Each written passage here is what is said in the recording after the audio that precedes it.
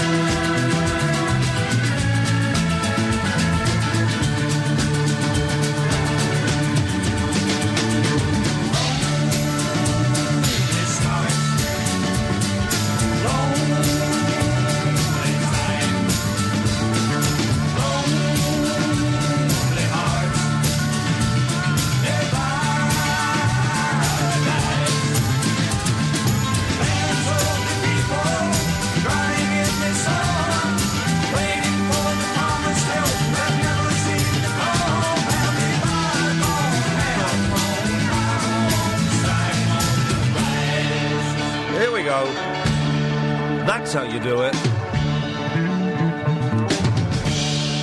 I tell you what makes that song for me. But listen to that bass at the end where it goes boom, boom, boom, boom, boom, boom, boom. Listen to that. That's what makes the song. Here it comes.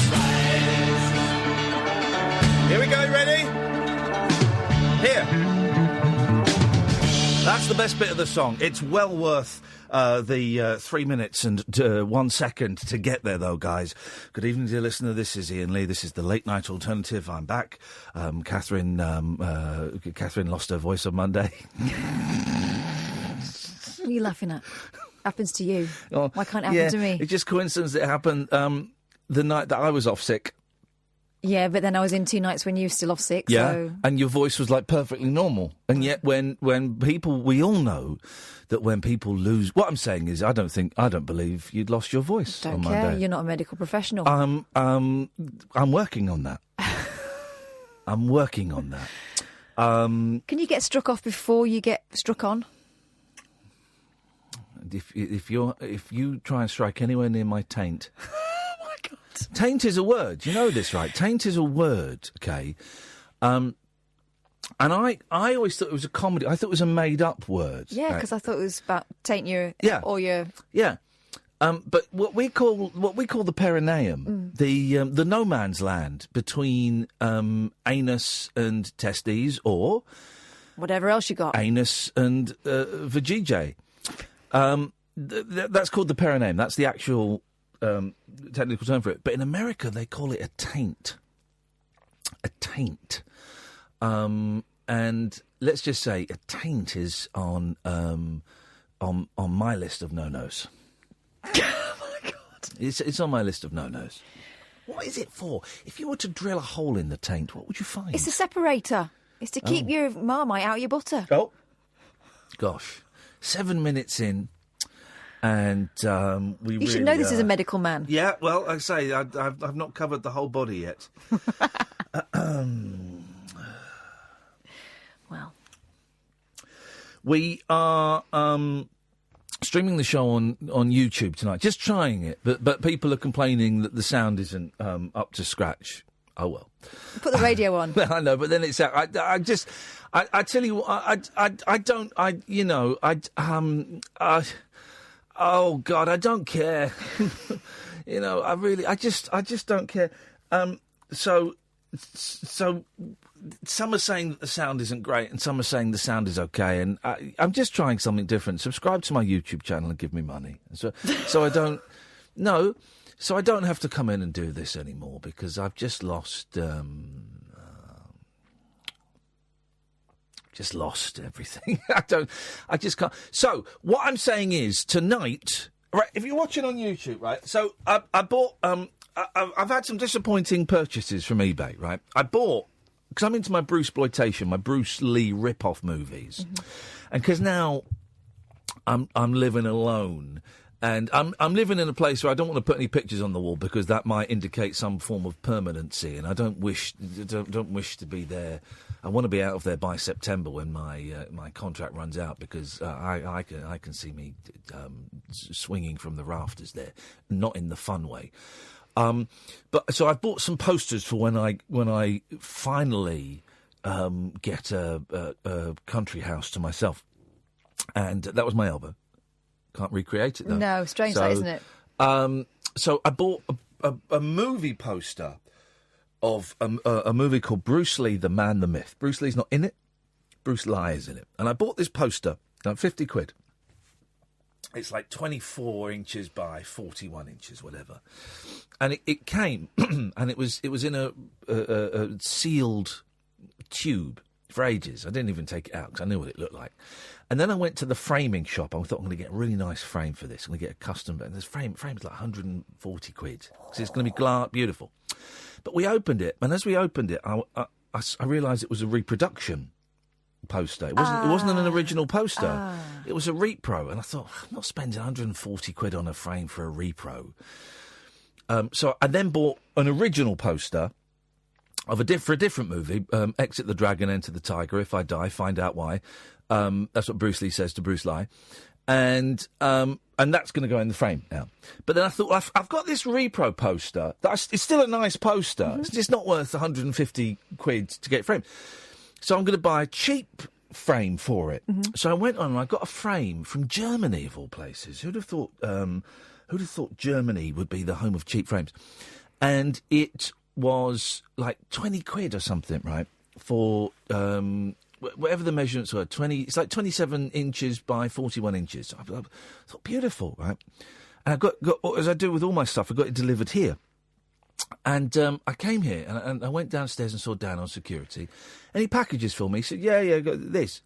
And I saw this box from Germany. I thought, that's not big enough to be the frame that I've ordered. But maybe it's Maybe it's like a self-assembly frame with, like, foldable plastic or something.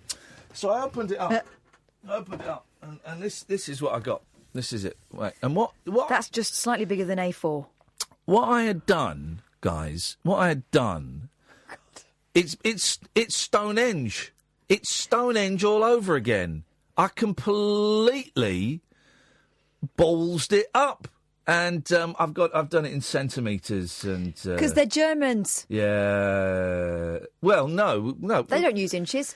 Well, yeah. I mean, the numbers were the same. It was the old centimetres and not the inches. So basically, I've now had to go and buy another. So all this for a crappy repro.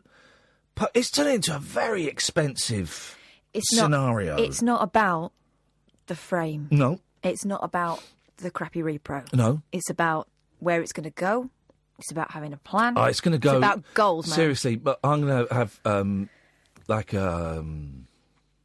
what's the word? Like a shag palace. Oh, my God. Speaking of romance, what was that wonderful romantic show we were watching before we came on to... That was wonderful. Survival of the fittest. Hey. Yeah. I've got a question. I've got a question for the ladies at home listening to this and watching this. Here's my question as a 44-year-old man. Why now do all your bikinis and shorts go right up your arse? No. They go right up there. Because here's the thing. When I was, for me, and I'm not I'm not in any way telling young women how to dress. I would never do that. I think the way you dress is disgusting, but I would never tell you how to. I wouldn't do that. But surely the bikini should cover it should cover the crack. Taint. It should certainly cover the taint. The taint should certainly be... It should cover the crack, the anus, and a portion of the buttocks. But these young ladies on this... What's it called again? Survival of the fittest. These young ladies on this Survival of the Fittest, it's a wedgie. When I was a kid, that was... you could get suspended. Well, you could get suspended by a wedgie, but you could get suspended from school for doing that to someone. When I did gymnastics, that would get you minus points. A stray buttock. Have these young people not heard of yeast infections? Wow. Have they not? I mean, I just think that you're on there to impress young men and fall in love, right? Less is more. Less is more. Less is more is what I'm going to say. Well, that's what they're thinking. Is less material. No, more is less. What do I mean? No, less. More is more. More is more. Just put more on. Just put a pair of trousers and a top on. Seriously, you're on telly. You know that, don't you? So 0344. There's your first video. Thanks. 0344 499 1000 is the telephone number if you want to give us a call. You're more than welcome to. We're just gonna have an amble. Here's a question for you. Go on. Spell Mrs. I've got ya. No, you haven't. Spell Mrs. It's M. Yep. R-S. Right, okay, fine. Or... No. Because, right, here's the thing. Because it was in the car park with my boy. He was reading at the school car park. He was reading the signs. And there was... He said, I know how you spell Mr. It's M-R. And I said, well, yeah, that's one way. Or you can spell it M-I-S-T-E-R. Yes. And then he said, what does that say? I said, that says Mrs. Smith. He said, oh, so you spell Mrs. M-R-S. I said, yeah. He said, how else do you spell it? And I went, what? Yeah, I don't know how to spell Mrs. I can spell Mr. I can spell Master. I don't know how to spell Mrs. It's Missus. No, M-I-S-S-U-S. Yeah. No, that's... You know why it's M-R-S? Because it's Mr. with an S at the No, end. it's an abbreviation of mistress. Right, well, but it's not... But Mrs. is... Messrs. No, what? You're talking about the miss... That's me Mrs. That's me Mrs. M-I-S-S-U-S. That's not Mrs, though. If you... OK, so you're going to write a letter, OK? Yeah. And I want you to write a letter to Mr. Steed. But I want you to spell it Mr. properly. He will think, why are you writing me a letter and not emailing me? So I'd like you to. OK. And Mr. Steed and Mrs. Taint. Taint what you do. It's the way that you do it. Taint what you do. You don't go near there. That's Bananarama and Fun Boy 3. No fun with those boys. Taint what you do. It's the way that you do it. We all know this. Although I can imagine blowing on a taint. Oh, for God's sake. So start this letter. Read back the letter. Am I writing all the taint stuff? No, we've stopped. So spell Mr. Steed and Mrs. Taint. Spell it. Mr. Spell it. All right, hang on. Let me get a new document up. Yeah. Do I put the address in the corner, or is that? You don't actually have What's to. Today's date? You don't actually have to write a letter. Well, You said write it right. Just Dear who? Mr. Steed and Mrs. Taint. Mrs. How are you spelling Taint. Mister? And do you know what? What? Neither of them have got the little dash line underneath, so Mrs. is right. It's not. It you is. do not spell Mrs. M-I-S-S-U-S. You don't. Yes, you do. You do not. You simply do not. Oh, I've missed you. I'll get stuff. Have some adverts. Across the UK, online and on DAB. The Late Night Alternative with Iain Lee on Talk Radio. So if you want to watch the show tonight, we're just trying something different. If you go to our YouTube channel, youtube.com/rabbithole, and there's a live video there. You can chat there as well if you want. The chat, I think, 'cause my problem with Periscope is that the chat is quite toxic. There are some quite nasty people out there, and it upsets some people, and it doesn't annoy me, but I don't think it's great. Whereas if we do it on the YouTube channel, I can see the chat. Matthew, who kind of is moderator, can see the chat and will boot anyone out who's being malicious or nasty. Apparently, the picture is better quality, so we'll see. We're just going to try. Just going to try a few different things. You wait, guys. I've ordered a gadget off of a crowdfunding site that will allow me to use. Bless you. Oh. Want me to tickle your taint? No, it's outrageous. Nope. I've dumped something. You can't dump it from my memory. Nope. Sadly. But I've got this gadget that hopefully I'll get in April, unless they're like just complete bullshitters. That it will allow us to stream to YouTube or Periscope from my digital camera, Yes. and your digital camera, and we can use two, and I can just press a button and it'll flick between the two cameras, HD quality. This is what the $650 I've paid to these gentlemen is apparently gonna buy me. So that's Okay, when's that supposed to happen? When do we start getting worried? April something. The 1st? Nice. So 0344 499 1000 is the telephone number. We've spoken about a lot so far tonight. Taint. We've spoken about Mrs. We've spoken about survival of the fittest. Survival of the thickest. Yeah, Am I right? Survival of the gobbiest. I'm here all week. Hey, speaking of which, yesterday I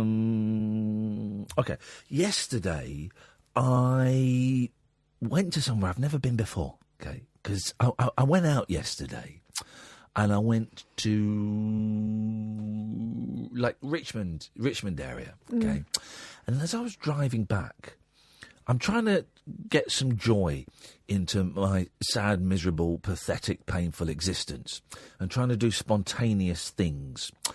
And I drove past Kew Gardens and I thought, oh, I've been there before. They got banana trees. I didn't see that. Oh. So I went to Kew, I parked up, I went to Kew Gardens. It's freezing cold. I thought, I'll have a little look around Kew Gardens. 20 quid to get in. Oof. Just under 20 quid. And I'm walking around, and obviously it's winter, so there's not really a lot to see there. It's quite barren. So I was walking around a bit, couldn't quite get my bearings, and then I went into like the orangery, which is like a big greenhouse. Yeah. And it was just a bit hot. And then I saw these like buggies and it was, you could pay £5 and just get driven around. Here we go. I thought, mate, I'm in. Now this is fun. So I paid £5 and I got on this buggy and was driven around with some other people. What happened there? I had a little twinge. Look at that. It's probably death. And basically, right, and I don't want to knock all of the hard work that the employees of Q obviously put in, but it was like all of the worst bits of every school trip I'd been on in the 70s, and I went on a few in the 70s. It was, I mean, it was really, I don't want to be rude, but it was half dull. Oh. It was really dull. And everything was so far away from each other. And the food was nice. I went and had beef stew. OK. Gift shop? A little gift shop, but... you didn't get yourself a rainbow rubber? No, I didn't. And I tell you why not. Because and I'm going to use it. I'm going to use the C word here. Oh, God. My celebrity is wearing out pretty darn quickly. Right. Okay? But in the gift shop, there were loads of school kids. And there was, just as I walked in, there was a little murmur. And I thought, I'm getting out of here. I'm getting out of here. I've been spotted. So I was there for about an hour. But it was half boring. I mean... Are you into gardens? You're not? No. So? I don't like gardens or queues. But I was very disappointed, because I must have driven past that, I don't know, 6-7 times in my life. Yeah. And it's famous. It's really famous. Yeah. But I'm not sure what it's famous for. And the guy giving the tour, he was really putting his all into it. But a lot of the attractions, the pagoda had scaffolding around it.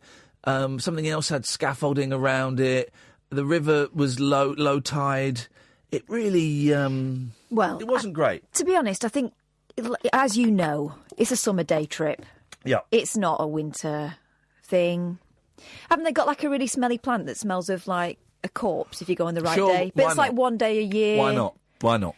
Yeah, I mean, I'd quite like to see it, but I wouldn't go in the winter. I think that was your mistake. They should. Well, if that's true, that if they have a plant that smells like a corpse, then they should say that when you hand over the money. Here's your map, and here's your. By the way, smelly plant day is the plant that smells like a corpse. It's just over there. Yeah, I really recommend you go and have a good old lungful. Yeah, it is. It's honest. It was like, I'm 44. Okay, it was like being in 1979. It was a lot of concrete. There was a lot of brown. I don't mean heroin. There was a lot of. It was the 70s, and I'm stood in there. It was, if they'd have marketed it as a 1979 time capsule, then it'd be like, oh yeah, okay, wicked. But it wasn't. It was marketed as a garden. And missed a trick, haven't they? I was disappointed by it, if I'm honest. Okay, well, but it's one off the bucket list, isn't it? Not even to put on the bucket list. I didn't have one off what? I didn't have that. It's always weird coming back after having a few days away, because I've got no mojo. Okay, got no mojo. I tell you what I'd like.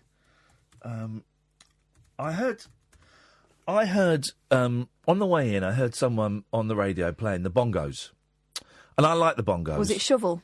No. It was on hello. What's that program? What's the program? Hello, I'm afraid I can't open the door. What's that program? Is that Jules Holland? No, not Jules Holland. Ladies and gentlemen, Caesar Tom Jones. Hello. What is this? What's that program? The Goons. Oh God! It was someone playing the bongos on the Goons, but like in a really rubbish 1950s way. Yeah. And I thought, I wonder. This is my thought, and I don't know if it's. I've not checked, right? I thought, I wonder if there's like, because I did get into the bongos a few years ago, and I found an album I think called Bongo Frenzy or something. It's brilliant. Wow. But I thought, I wonder if there's like bongo versions of the Beatles. So I've just typed in Bongo Beatles. Let's see if anything comes up. Oh, here we go. Okay, this is okay, here we go. Here we go. Yes, there is. This is it. Right, this is a guy at home. Okay. Oh, this is going to be excellent. He's playing along to a CD.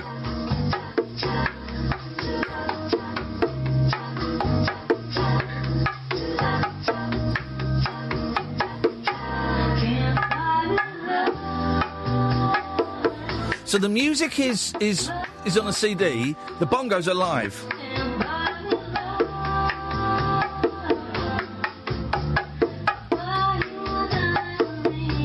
That was weird, wasn't it?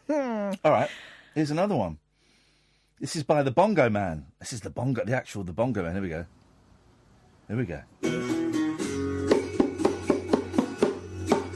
Oh, he's not the Bongo Man. He's not taking this seriously.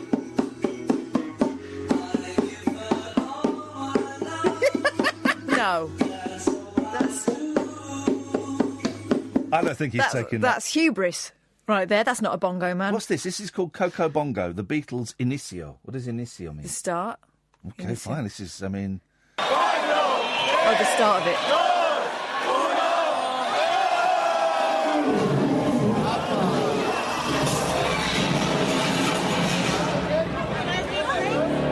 I don't know. I don't like the look of Coco Bongo.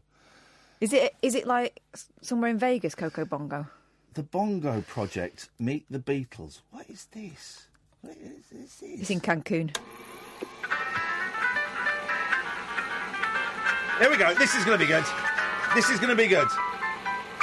I'm just seeing a face, I can't forget the time or place where we just met. Paul Simon? Just a girl for me. Now I want all the world to see we met. What is this? Here we go. All right, here we go.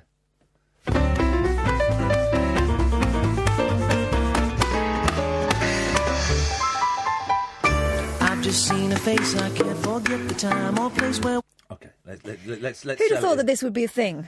Ladies and gentlemen, would you please welcome, backed by the Bongos, it's Mr. Paul Simon singing the hits of the Beatles. Take it away, Paul.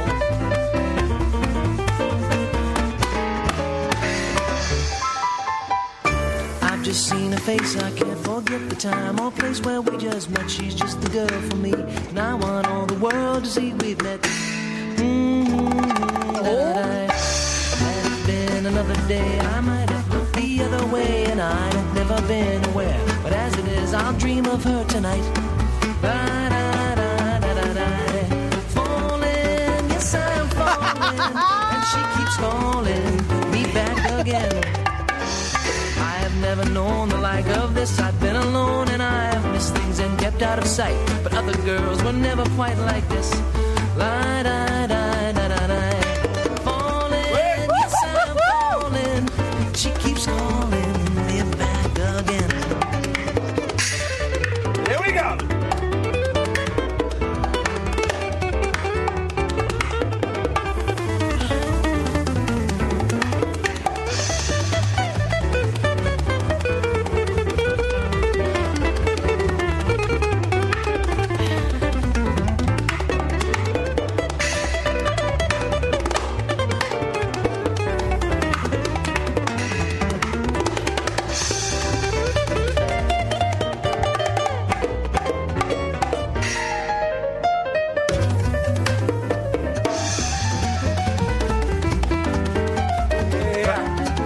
Said the band isn't there. It's just the bongo player, but he's nodding to the band members as though they were. There's no one else there. It's just him playing bongos. I'm fascinated by what the right hand's doing. Yep. He's holding the bongos very close to his taint.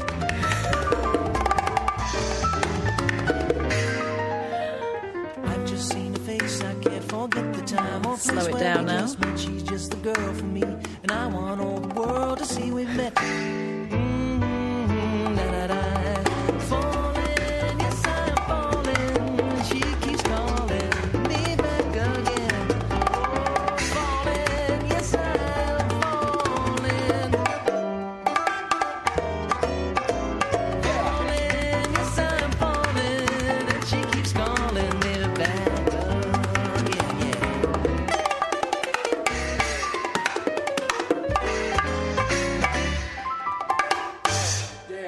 What?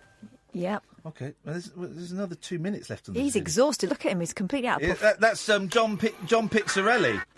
That was good, that. He's good. I enjoyed that. So it turns out that there is bongo. There are bongo Beatles. There we go. Did you see, like, on one point he was, like, circling with one hand and bashing with the other? Yep. That's a very dexterous man. What was the there was this album. What was the album? Actually, listen to this, mate. Listen to this song. Bongo Fever.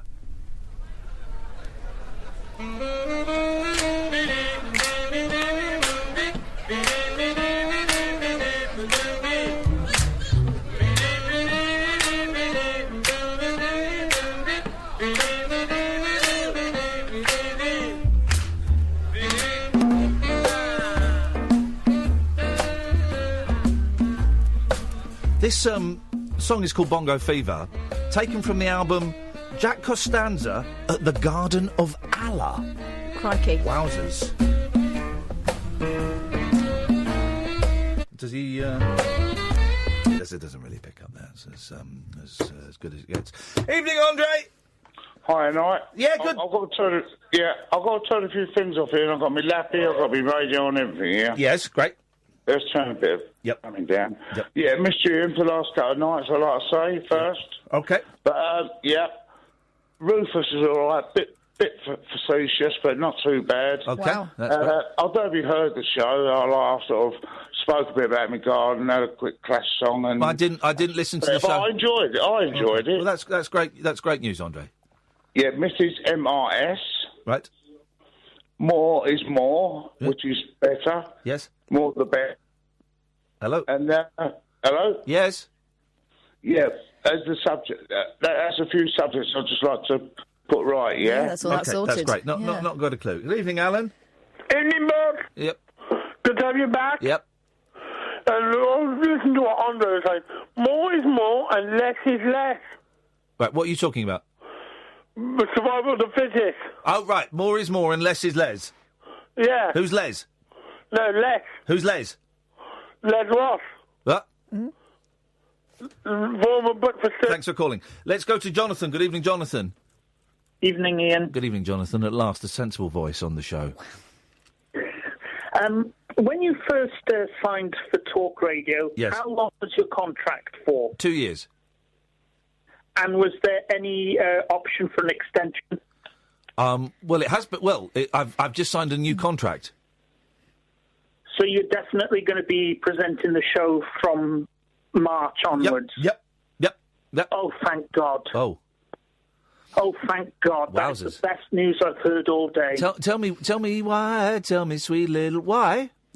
Why? Because I feared your replacement. Oh, never fear. Never fear. No, I'm here for at least another 15 months, probably another 2 years. Oh, thank God, that is brilliant. Well, I'm glad to bring good tidings of comfort and joy. Here we go. 03, dispatch of those quite quickly. 03444991000 is the telephone number if you want to give us a call. If you're waiting for the question, if you're waiting for the thing on which we hang the show, there is no such question. There is no point to it. None of this matters. You are welcome to give us a call about absolutely anything you want. 03444991000 is the telephone number. You'll speak to Sam. He will take your name and number and call you back. Literally everyone gets on.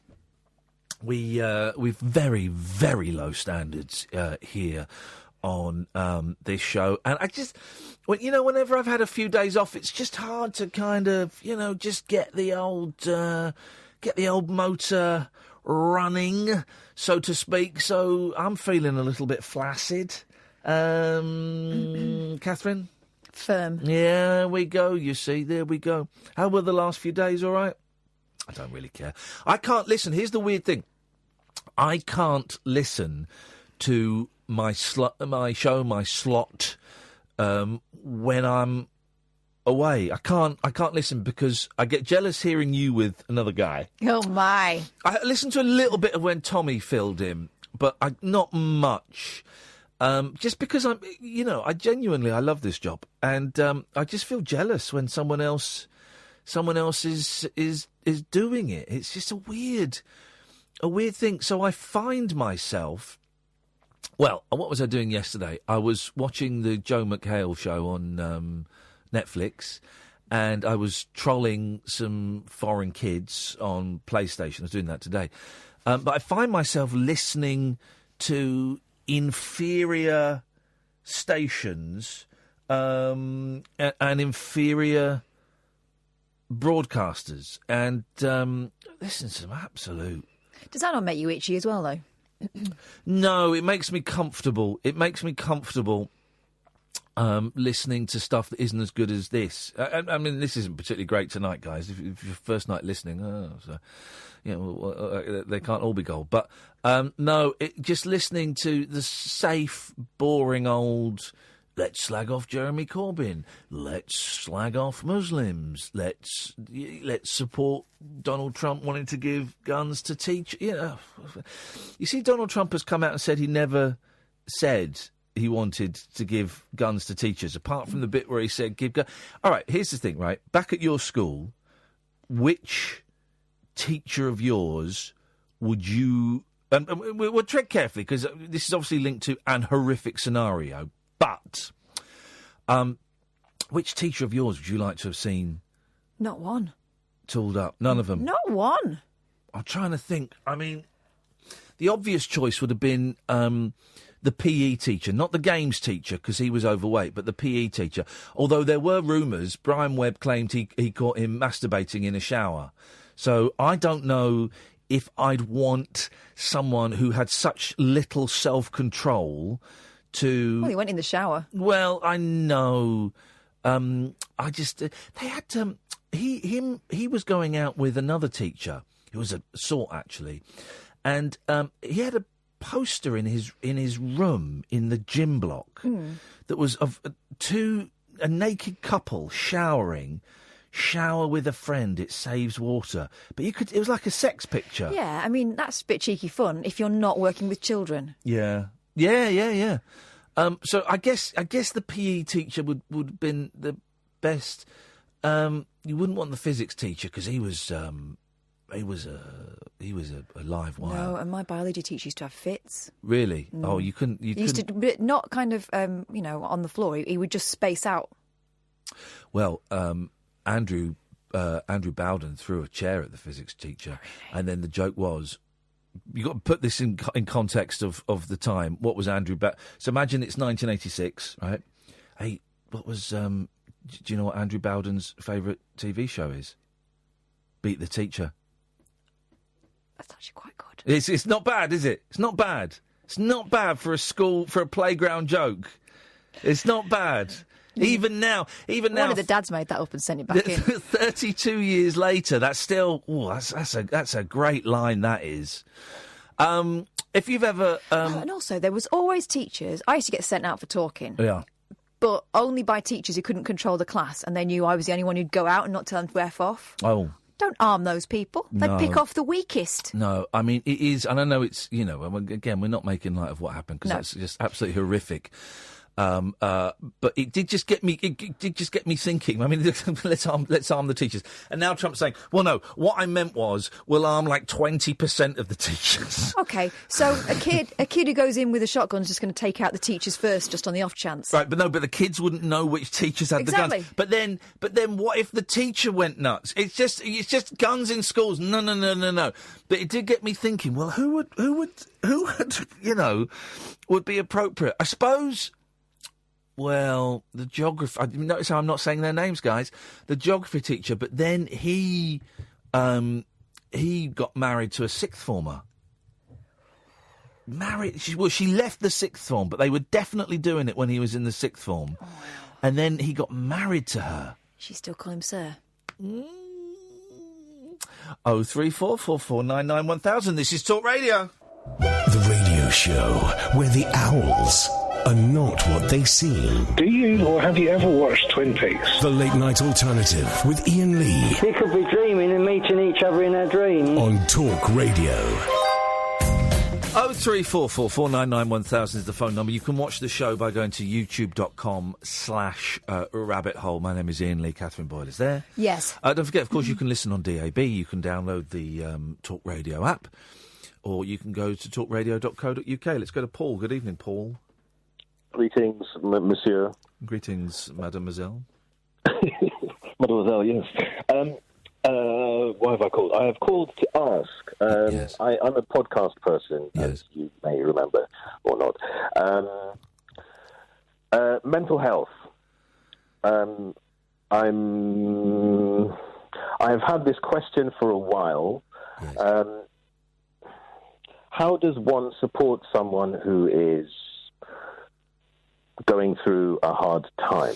It's an excellent question, and it's a question that I don't think is asked often enough. And, whenever anyone's ill, the focus is mainly on the person who is ill, and which is the right way about it. But quite often those people, the family and loved ones and colleagues and children, all of that are excluded. And the answer is, I don't know. I really don't know. I've given it quite a lot of thought. And I try and think, well, what would I like, when I'm at my lowest ebb? And it varies and it changes. But the most straightforward thing I think you can do is ask them.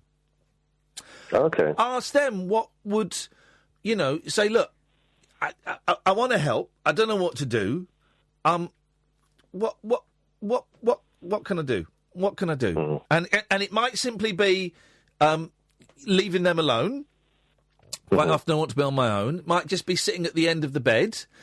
It might be bringing them a cup of tea every couple of hours. It might be getting a blanket and putting it over them. It might be, for some people in certain stages, it might be gently encouraging them to come with you and take the dog for a walk around the garden. It will be, there is an infinite number of correct answers to it. Catherine Boyle. Can I make a practical suggestion? Yes. I found, as someone who, is having to learn or has had to learn about, how to live alongside people who have problems. I found Matt Haig's book really helpful. It's called Reasons to Stay Alive. It's primarily aimed at people who are going through it, but I think also it really helps you understand what it's like to be on the other side of it, and also those suggestions that Iain was talking about are there, and it's just about kind of learning to read the signs, but also making sure that you look after yourself as well. What's going on with you, Paul? What's happening? Nothing significant, but it's strange. As you were talking, I suddenly remembered a colleague of mine, former colleague of mine, who committed suicide some years ago. And I'll never forget that last conversation. Well, it was barely a conversation. I passed her, and she wasn't there anymore. And, I looked at her, smiled, said hello, and then she was gone. And then the next day, she was gone. And I will never forget, because, I could see that something was clearly wrong. Yeah. And I didn't ask, are you okay? And how does that make you feel that you didn't ask? Well, it's something that I remember that I can now act upon positively. Yeah, good. If I see something that really worries me, I do ask. Good. Whereas I didn't before. Yeah. But, yeah. You're a good man. Is this Paul Filbert? This is correct. There we go. I don't remember people or recognise people, but I recognised your voice. Obviously, I recognised your first name, Paul, as well. I recognise your voice. Whereabouts in the world are you at the moment? I'm in Leeds, but moving to Glasgow quite soon. Now, hang on, weren't you in Malaysia? I was. Paul is. I'm gonna get this wrong, but I'm gonna say it. Paul is a conductor. No, he's not. He's a drummer for Slipknot. Yeah. Paul is a flautist. No. Paul is a bongo player. No. Hey. Paul plays the bongos for the Malaysian orchestra. You're a percussionist, aren't you? I'm a timpanist. Timpanist. To be completely purist about it. The biggest bongos you can get. Exactly. Have you got bongo fever? Always, mate. Have you got something there you can play? What a dumb question. Yeah, I bet you can play the table. Yeah, well, I bet you can. Well, yeah, I was going to say. Can you play the table? The table. Go on. Go on. Yeah, I'm just boxes are better. Go on, play something. Hold on. I'm trying to find something because we're moving. There are lots of boxes everywhere, but there's nothing that's empty. I'll probably break something if I... Unbelievable, Paul. This Listen, is like asking a comedian to tell you a joke. No, it's not. No, it's not. There's a great difference between telling a nuanced gag and banging out a rhythm on a box, right? This fella, he's been phoning me for about 12 years, and in his pictures, it's always him with, like, some drumsticks or with some rubbish. Or with some, like, bongos, or with he might even be holding a timpani in one of them, right? What? But timpani. But now I've called him out. He's crumbled. His story is paper thin. It's a Rizzler paper, and I've just lit my finger and pushed it all the way through. This guy's not a percussionist. He's a bullshitter. That's what this guy is. That's what this guy is. This is what we He's just looking at the orchestra's loud. Yeah, exactly. Yeah. He wasn't working with the Malaysian orchestra. He was in prison. Wow. He was in a Malaysian prison for lies and fraud. For lies. For rhythm fraud. Oh, dear. Well, how's life going then? If you're moving all over the shop, good. Great. I'm moving to a glorious orchestra up based in Glasgow. Beautiful. Yeah, I love Glasgow. I think it's a great place, and it is. Yeah. So you want to be there, like playing the drums, the big bongos. Yeah. Starting in the middle of April. Can we get free tickets? Probably, including flights. Probably, but not from me. So. Well, Paul, how long have you been back over here? I left Malaysia 2013. And what year did you get here? 2015. He was walking. Well, to be honest, from the 15th of February 2012 until I started my job here, yes, I travelled about quarter of a million air miles, just going everywhere. Oh, okay. I was Asia, UK, South America, Europe, all over the place. This sounds like the start to Dancing in the Street by Mick Jagger and David Bowie. South America! Well, Paul, it's great to have British percussionists coming back to Britain where they belong. I'm moving to Scotland now. Yeah, but Scotland's still Britain, mate. I just want to flag that up. Scotland is still Britain. For new. Hey! At the moment. Paul, I'm going to cut you off. All right. He's gone. I liked him. I liked him better than you. I'm not convinced. I'm not convinced by that guy. Good evening, Jasmin. Good evening. Good evening. We've spoken before. Do you remember me? Yeah, let me think. Are you the young lady from Switzerland? Yes. There we go. You see, I do remember that. Yes, and how lovely to be speaking to you again. What's your favourite bongo? I don't know. Okay. High or low? I mean, it's a decision. Well, what have you called in for, Jasmin? I'm phoning in about my 24-hour project starting next Monday. Your 24-hour project starting next Monday. Tell us more. It sounds fascinating. Yeah, it's a bit crazy. The thing is that I blindfold myself and wear noise-cancelling headphones. So once you hear anything for 24 hours. Hang on. So you're gonna go deaf for 24 hours?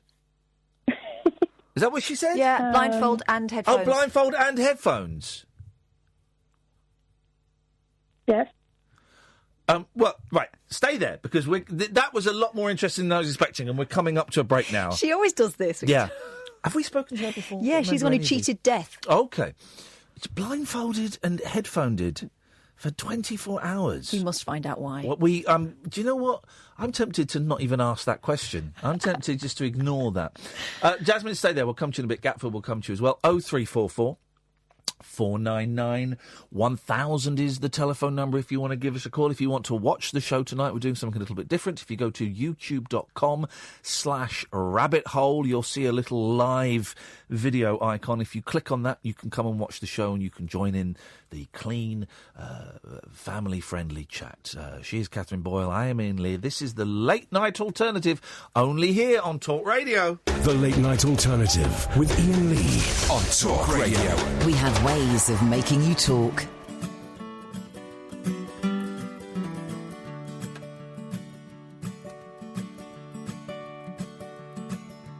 When I was your age, I was just like you, and just look at me now, I'm sure you do. But your grandfather was just as bad, and you should have heard him trash his dad. Life's no picnic, that's a given. My mom's mom died when my mom was 7. My mom's father was a tragic guy, but he was so distant that nobody knows why. Now your mother's family, you know them. Each and every one a gem, each and every one a gem. When I was your age, I was a mess. On a bad day, I still am, I guess. I think I know what you're going through. Everything changes, but nothing is new, and I know that I'm miserable. Can't you see? I just want you to be just like me. Boys grow up to be grown men, and then men change back into boys again. You're starting up and I'm winding down. Ain't it big enough for us both in this town? Say it's big enough for us both in this town.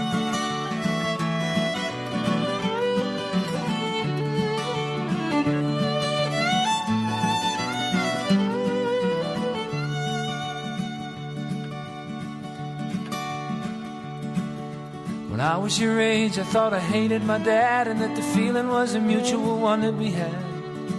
We fought each other day and night. I was always wrong and he was always right. But he had the power, he needed to win. His life half over, mine about to begin. I'm not sure about that edible stuff, but when we were together it was always rough. Hate is a strong word, I wanna backtrack. The bigger the front, the bigger the back. The bigger the front, the bigger the back. Now you and me are me and you, and it's a different ball game, though not brand new. I don't know what all of this fighting is for. We're having us a teenage middle-age war. I don't want to die, and you want to live. It takes a little bit to take, a whole lot of give. Never really ends, though each race is run. This thing between a father and a son. Maybe it's power, push and shove. Maybe it's hate, probably it's love. Maybe it's hate, probably it's love.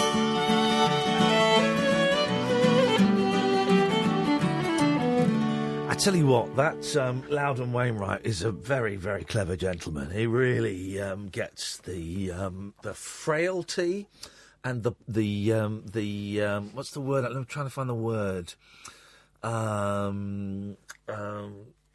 He really gets just how miserable life is. He does. He really does. But after that, I think we need something a little bit more upbeat. So bring on the bongos. Oh. There's some African bongos to guide us through the rest of the show. Late Night Alternative with myself, Iain Lee. Catherine Boyle is here. You can listen to us on DAB by downloading the app or by going online to talkradio.co.uk. You can watch the show. And tonight we're doing something slightly different. If you go to my YouTube channel, youtube.com/rabbithole, there'll be a little live feature thing there. If you click on that, you can come in and you can chat with other people, and it's nice, and it's it's all fun. 0344 499 1000 is the phone number. Gatford, stay there. We'll come to you shortly. But before the break, we were speaking to Jasmin in Switzerland. Now, Jasmin, let me get this right. You are going to be blindfolded and headphoned for 24 hours. Yes. You're not now, are you?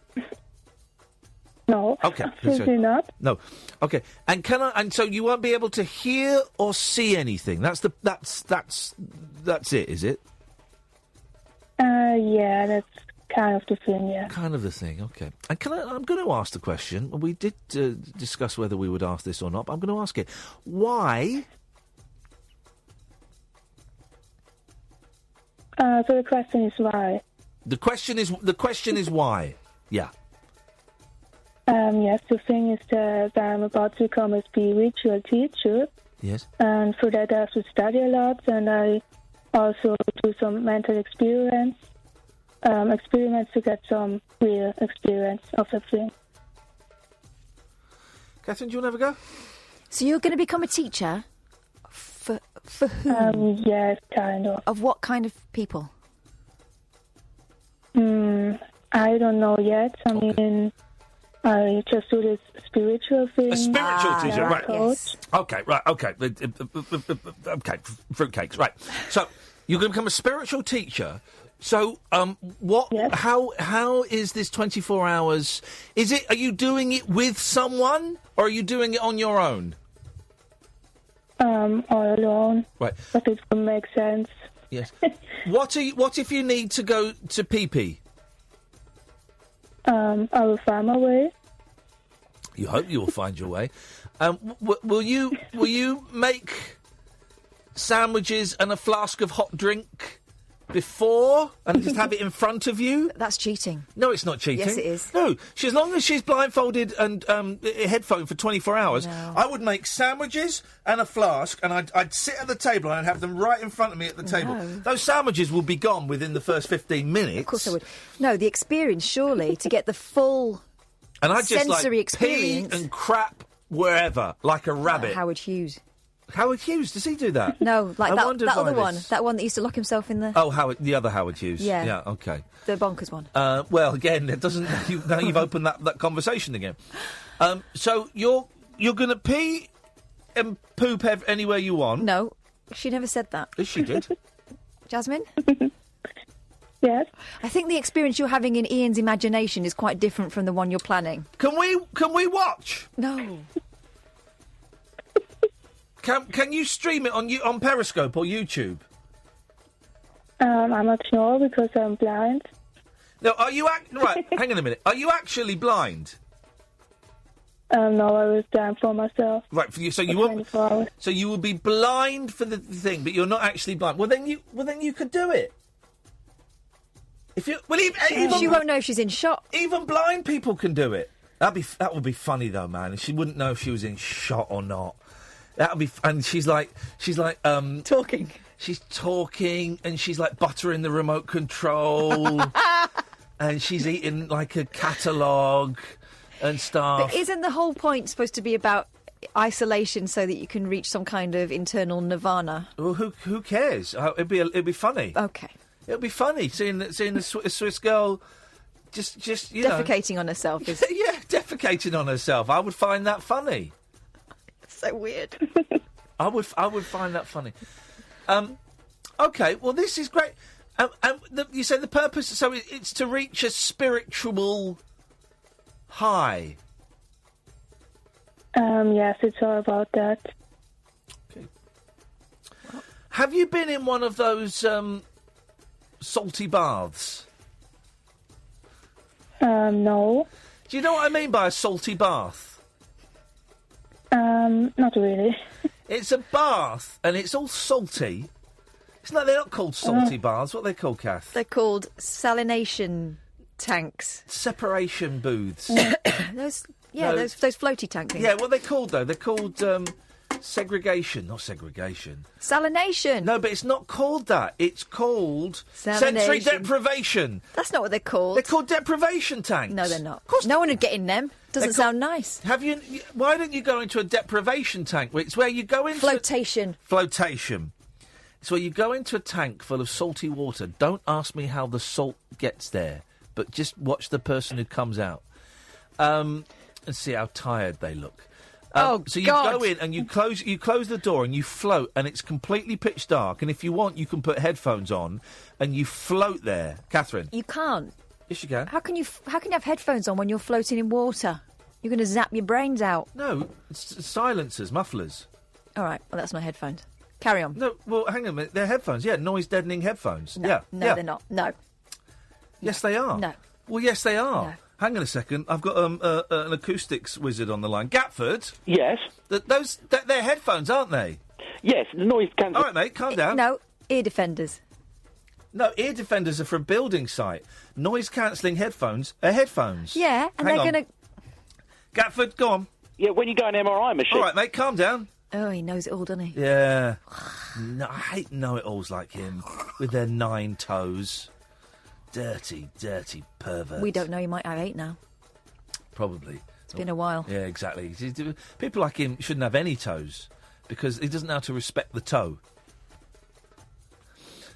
Well, Jasmin, I wish you the best of luck, and I say this from the bottom of my heart, I really hope you don't die. I don't think I don't, no. Okay. No, don't. Well, no, and so what are you going to do? Are you going to meditate? Are you going to hum? Are you allowed to hum to yourself? Because if you hum, even if you've got cotton wool in your ears, you'll hear the vibrations deep within you. Yes.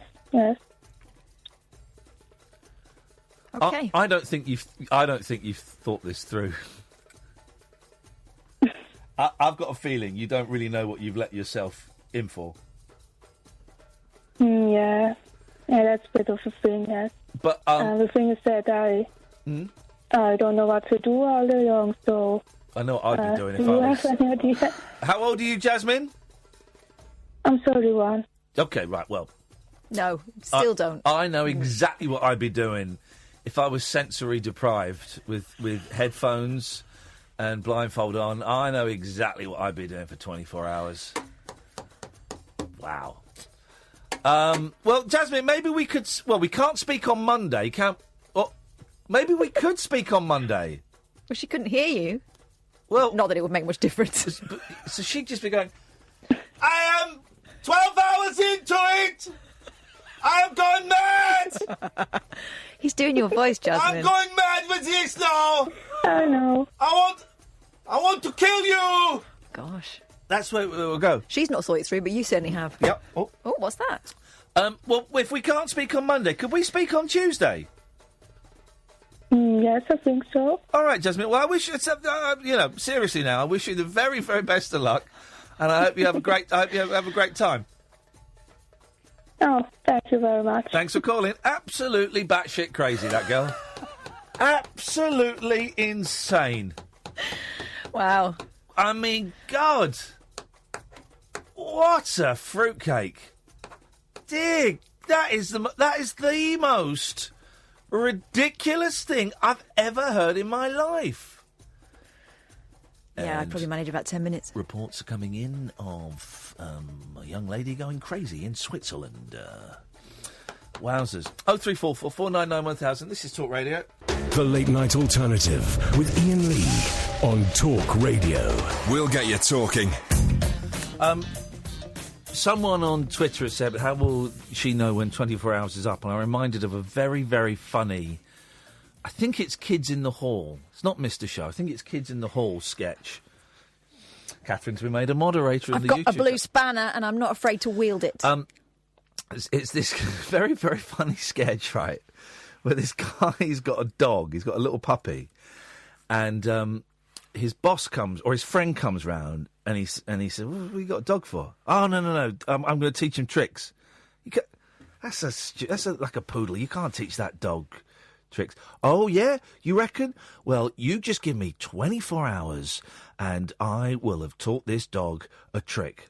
All right, man. Okay, I'll be back in 24 hours. So he then tries to teach this dog how to beg and to roll over, and the dog just sat there looking at him. He's getting really frustrated. He's going, come on, man, I've got 24 hours. Jeez, okay.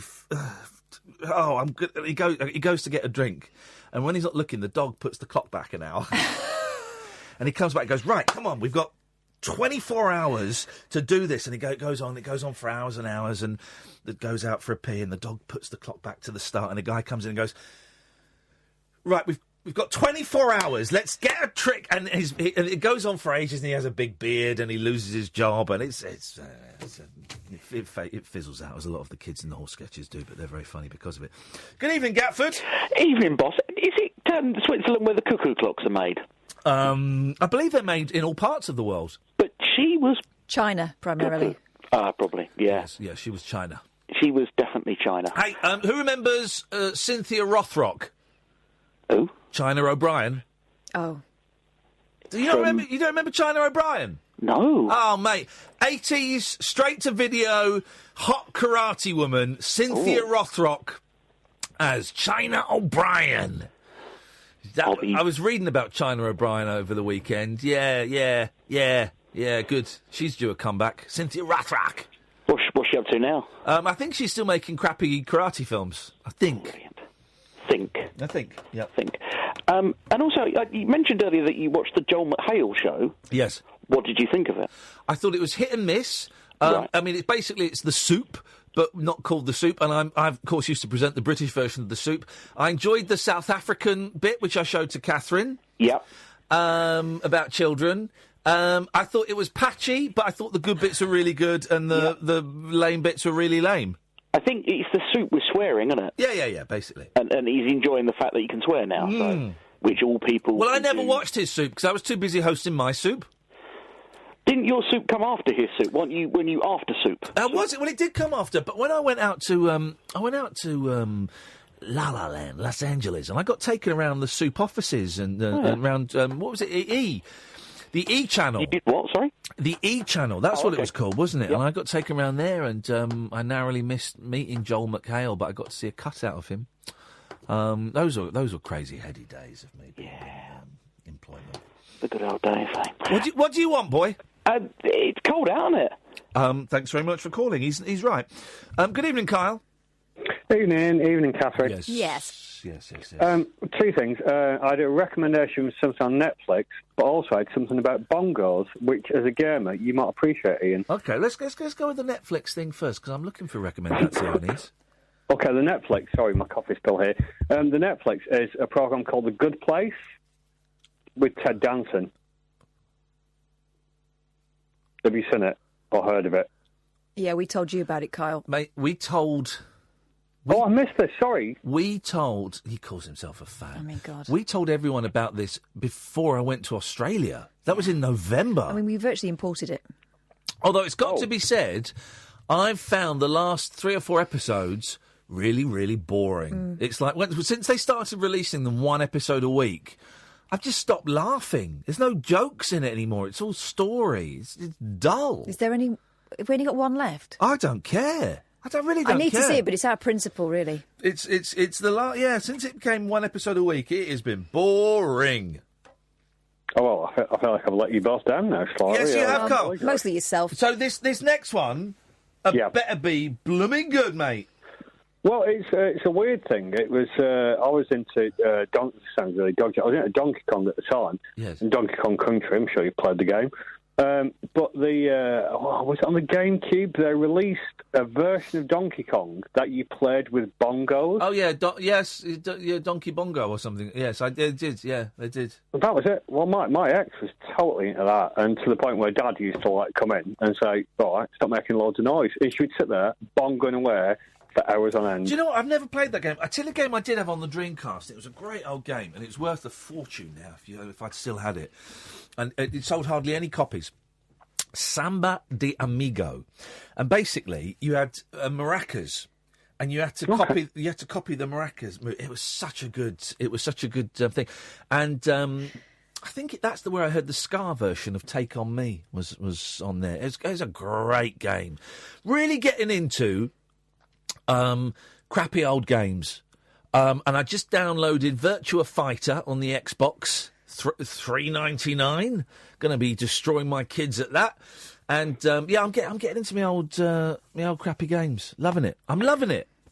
But the thing is, now this is perhaps a deeper question, because sometimes you do this, don't you? Yes. But I play the games that I played when I was that age. Yeah. So does that mean that I've never really? Because I played what's the one, Fallout? Is it called? Yeah. With my mate, and he's obviously a lot younger than me, but I was just like, I've no interest. And then instantly put Metropolis Street Racer on. I was like, no, this is what we need to play. Yeah, it's Arrested Development. That's what that's called. You've not grown up. Oh, that would explain quite a lot of things, actually, wouldn't it? I think it would do, Carl. Thank you very much indeed. 0344 499 1000 is the phone number. For the first time this evening, we have a clear and empty switchboard. It's an all right show tonight. It'll do. It'll do. I just, having a few days off sick, It's always hard coming back, and then coming back for the last 2 days of the week, and it's, you know. Hey, we're going to Bath on Sunday. I think there's like 3 tickets left if people want to come to the Rondo Theatre in Bath. It's a really nice venue. I did a show there a couple of years ago. Really, really nice venue.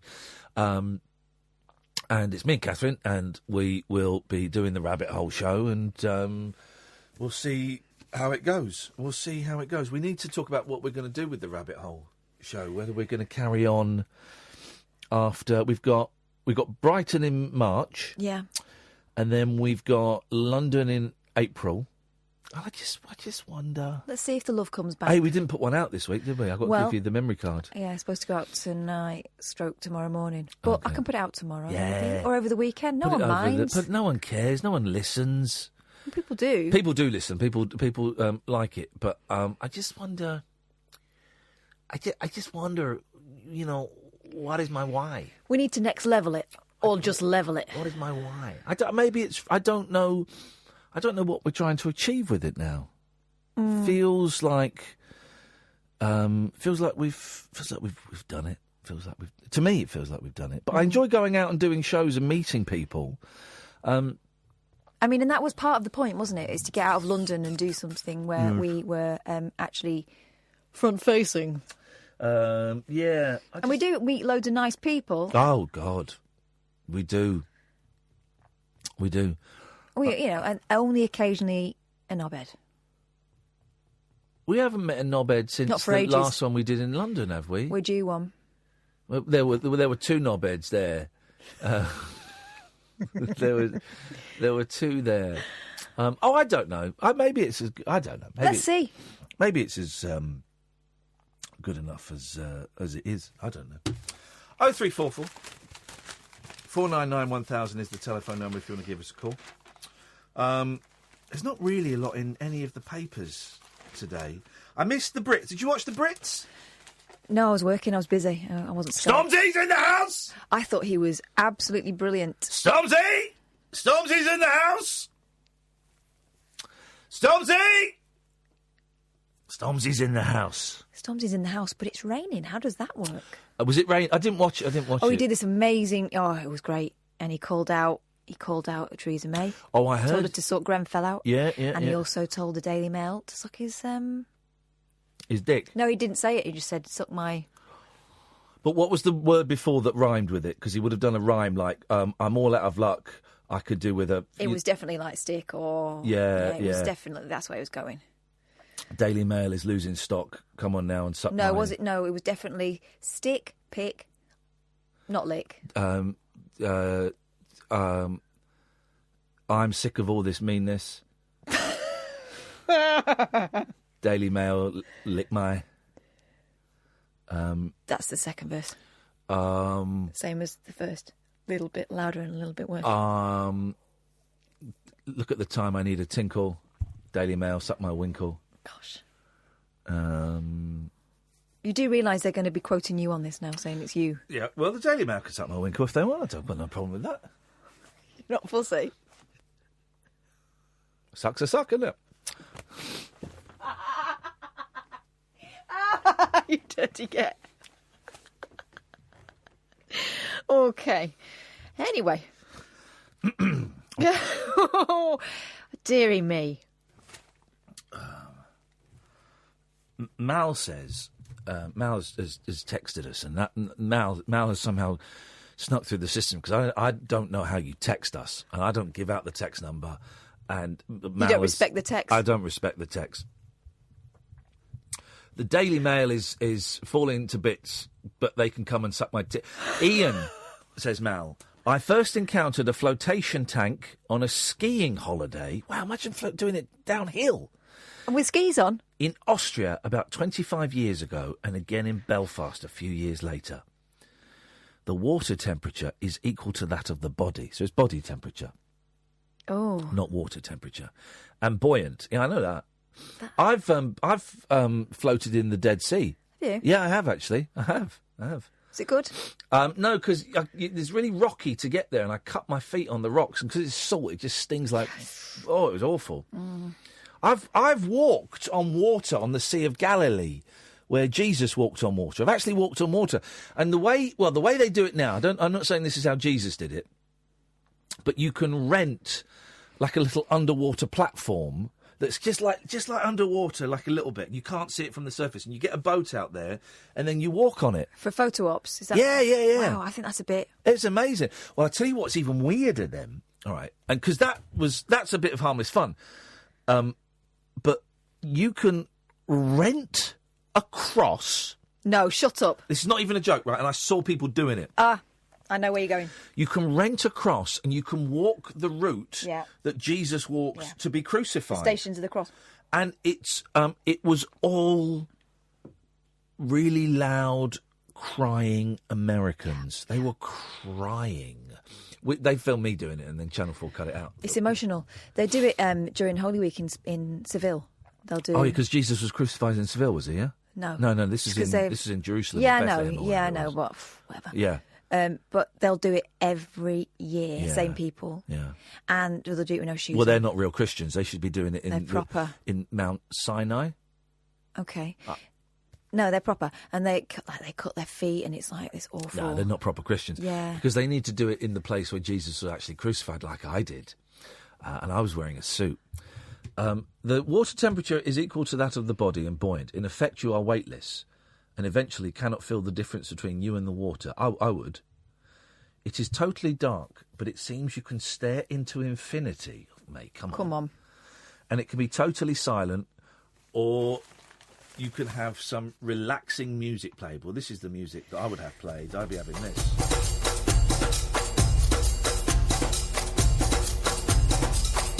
Re-entering the outside world, even after an hour, I did actually see the noise, brightness and pace of life. Totally different. Go try it, Iain! I'm busy then, I'm afraid.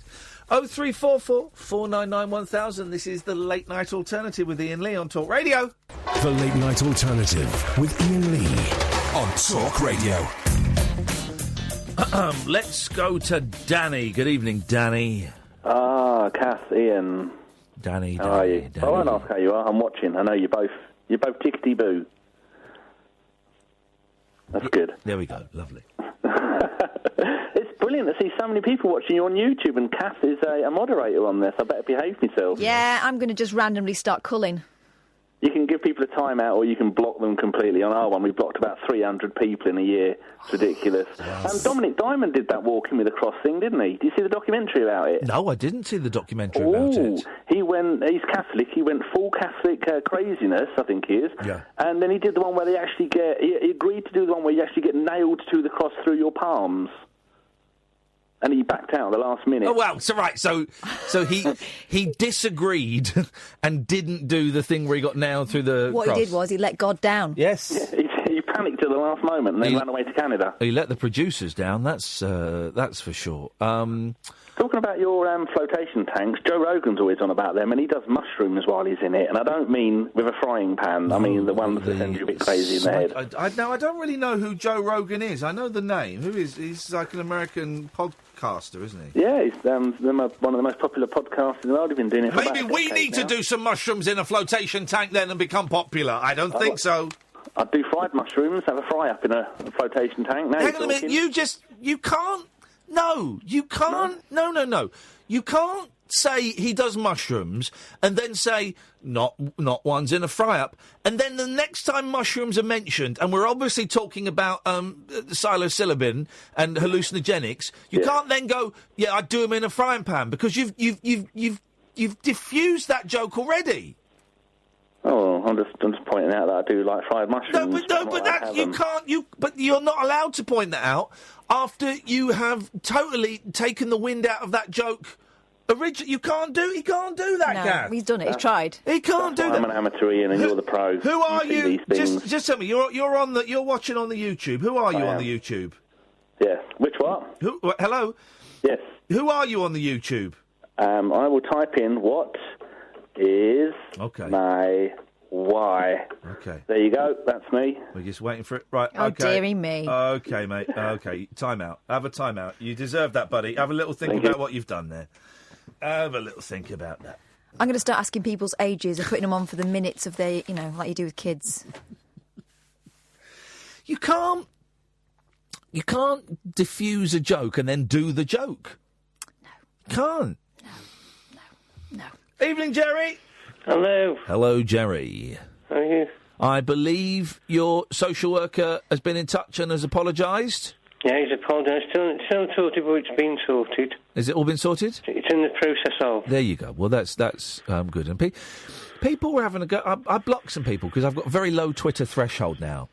And some people had a go at me for tweeting, including a regular contributor to the show, had a go at me for tweeting your plight and saying, well, that's not fair because that's going to put pressure on people and it means other people who've been waiting longer will get... So what? So no, it doesn't. This needs to be sorted out. It's not my mistake. It's their mistake. So I blocked this bloke. Because I've got a real low... I've not been on Twitter for a week, and I've really enjoyed not being on Twitter. I noticed. That's why I thought there was a problem. No, I blocked it. I've deleted it from my phone. And so I blocked him, and then I got a long email. I've always been a supporter of yours, and I was very disappointed to find out that you blocked me. Well, I will continue to listen, but with a little less enthusiastic. Mate, you got blocked, so just deal with it. Also, that's not going to help. You just deal with it. For goodness sakes. This is my kingdom, and if someone says I don't like on Twitter, do you know what? I'm just going to block because I couldn't give a shit what you guys think. And then people that come crawling to me thinking that I'm going to use my magical influence on Iain, I'm going to block you. Yep. Your lady touch. Oh. By the way, taint. You're sounding brilliant again today, Gerry. I've got a cold. Well, I like it. Keep it. It's working for you. It's working. Who's the best comedian telling religion jokes, do you think? Who's the best comedian? Best comedian telling religion jokes. To tell what jokes? Religion jokes. Oh, Dave Allen, I suppose. Yeah. Dave Allen is a genius. Did you ever meet the guy? Well, no, because he was really old and I'm quite young. Nothing matter. That's it. When did Dave Allen die? I'm going to say 2001. I'm not sure. Oh, well, Kath's going to Google it because I'm pretty good at this kind of stuff. I'm going to say 2001.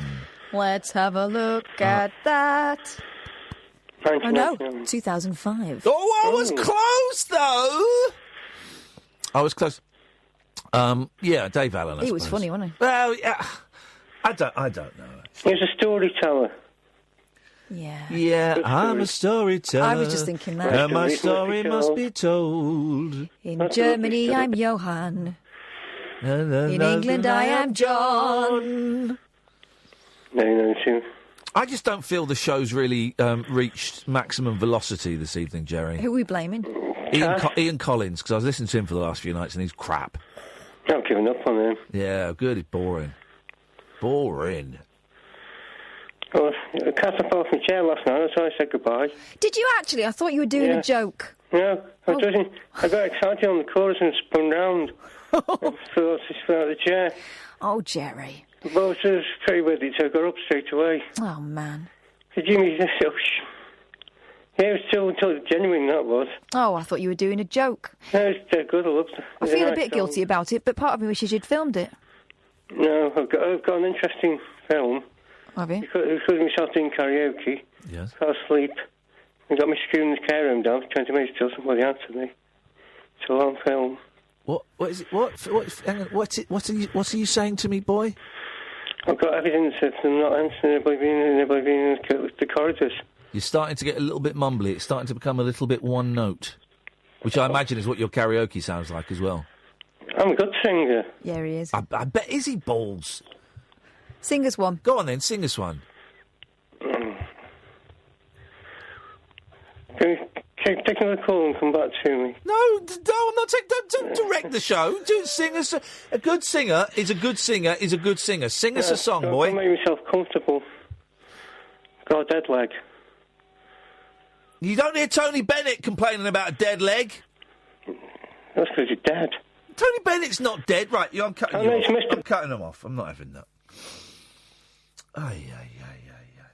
03444991000. This is Talk Radio. The Late Night Alternative with Iain Lee. Unfiltered night talk with the original king of unconventional conversation on Talk Radio. We have ways of making you talk. It turns out on YouTube, I can time out Catherine. I've only timed you out from the chat because you became a mod and you got a little bit carried away. So just for those 300 seconds, have a little think about what you've done and why you've done it. When I go back in, people are going to know. It's my YouTube channel. I can block. You're going to be the first to know. I can boot you out of it. Oh, Sarah, you're very brave. I can still see it. And Camzab. 0344 499 1000 is the telephone taking names. number. Let's go to Matt. Good evening, Matt. With all of these chat rooms, it's almost like school never ends. You get in trouble, you get put in the corner and time out. You have to think about it. Exactly. You have to write your name on the blackboard. It's good for people to have a little think about what they've... Hey, oh, God, Matt, you just reminded me because you're in America. I had my youngest for a couple of hours before I had to pick up the eldest from school. And I really didn't want to go out, so we just stayed and we finished the Toy Story 3 Xbox game, which is great. And then he said, can we watch something? Can we watch Horrid Henry? And I went, I don't really want to watch Horrid Henry. Let's find something decent on Netflix, which is a task in itself. So we watched an episode of a programme called Pompidou with Matt Lucas, which my kid absolutely loved. Very, very funny. And then... and they've just put it on Netflix. You'll get this, Kath. Yeah. He wanted to watch the Peanuts movie. The dullest... and I said, we went to the pictures to see that, and it was boring. He said, I don't remember it. I said, dude, it was boring. And I was trying to think, is there any other... it's a really dull film, and he watched it, and it wound me up. Is there any other story, TV series, franchise that has 3 recognisable titles? Because it's Charlie Brown, Snoopy, or it's Peanuts. Mm-hmm. You say either of those things, no one really knows what it's called. I mean, it's Peanuts is what it's called, but no one really knows. And you say any of those 3 things, and people go, oh, yeah, I know what you're talking about. Matt, is there anything else that's got 3 distinct titles?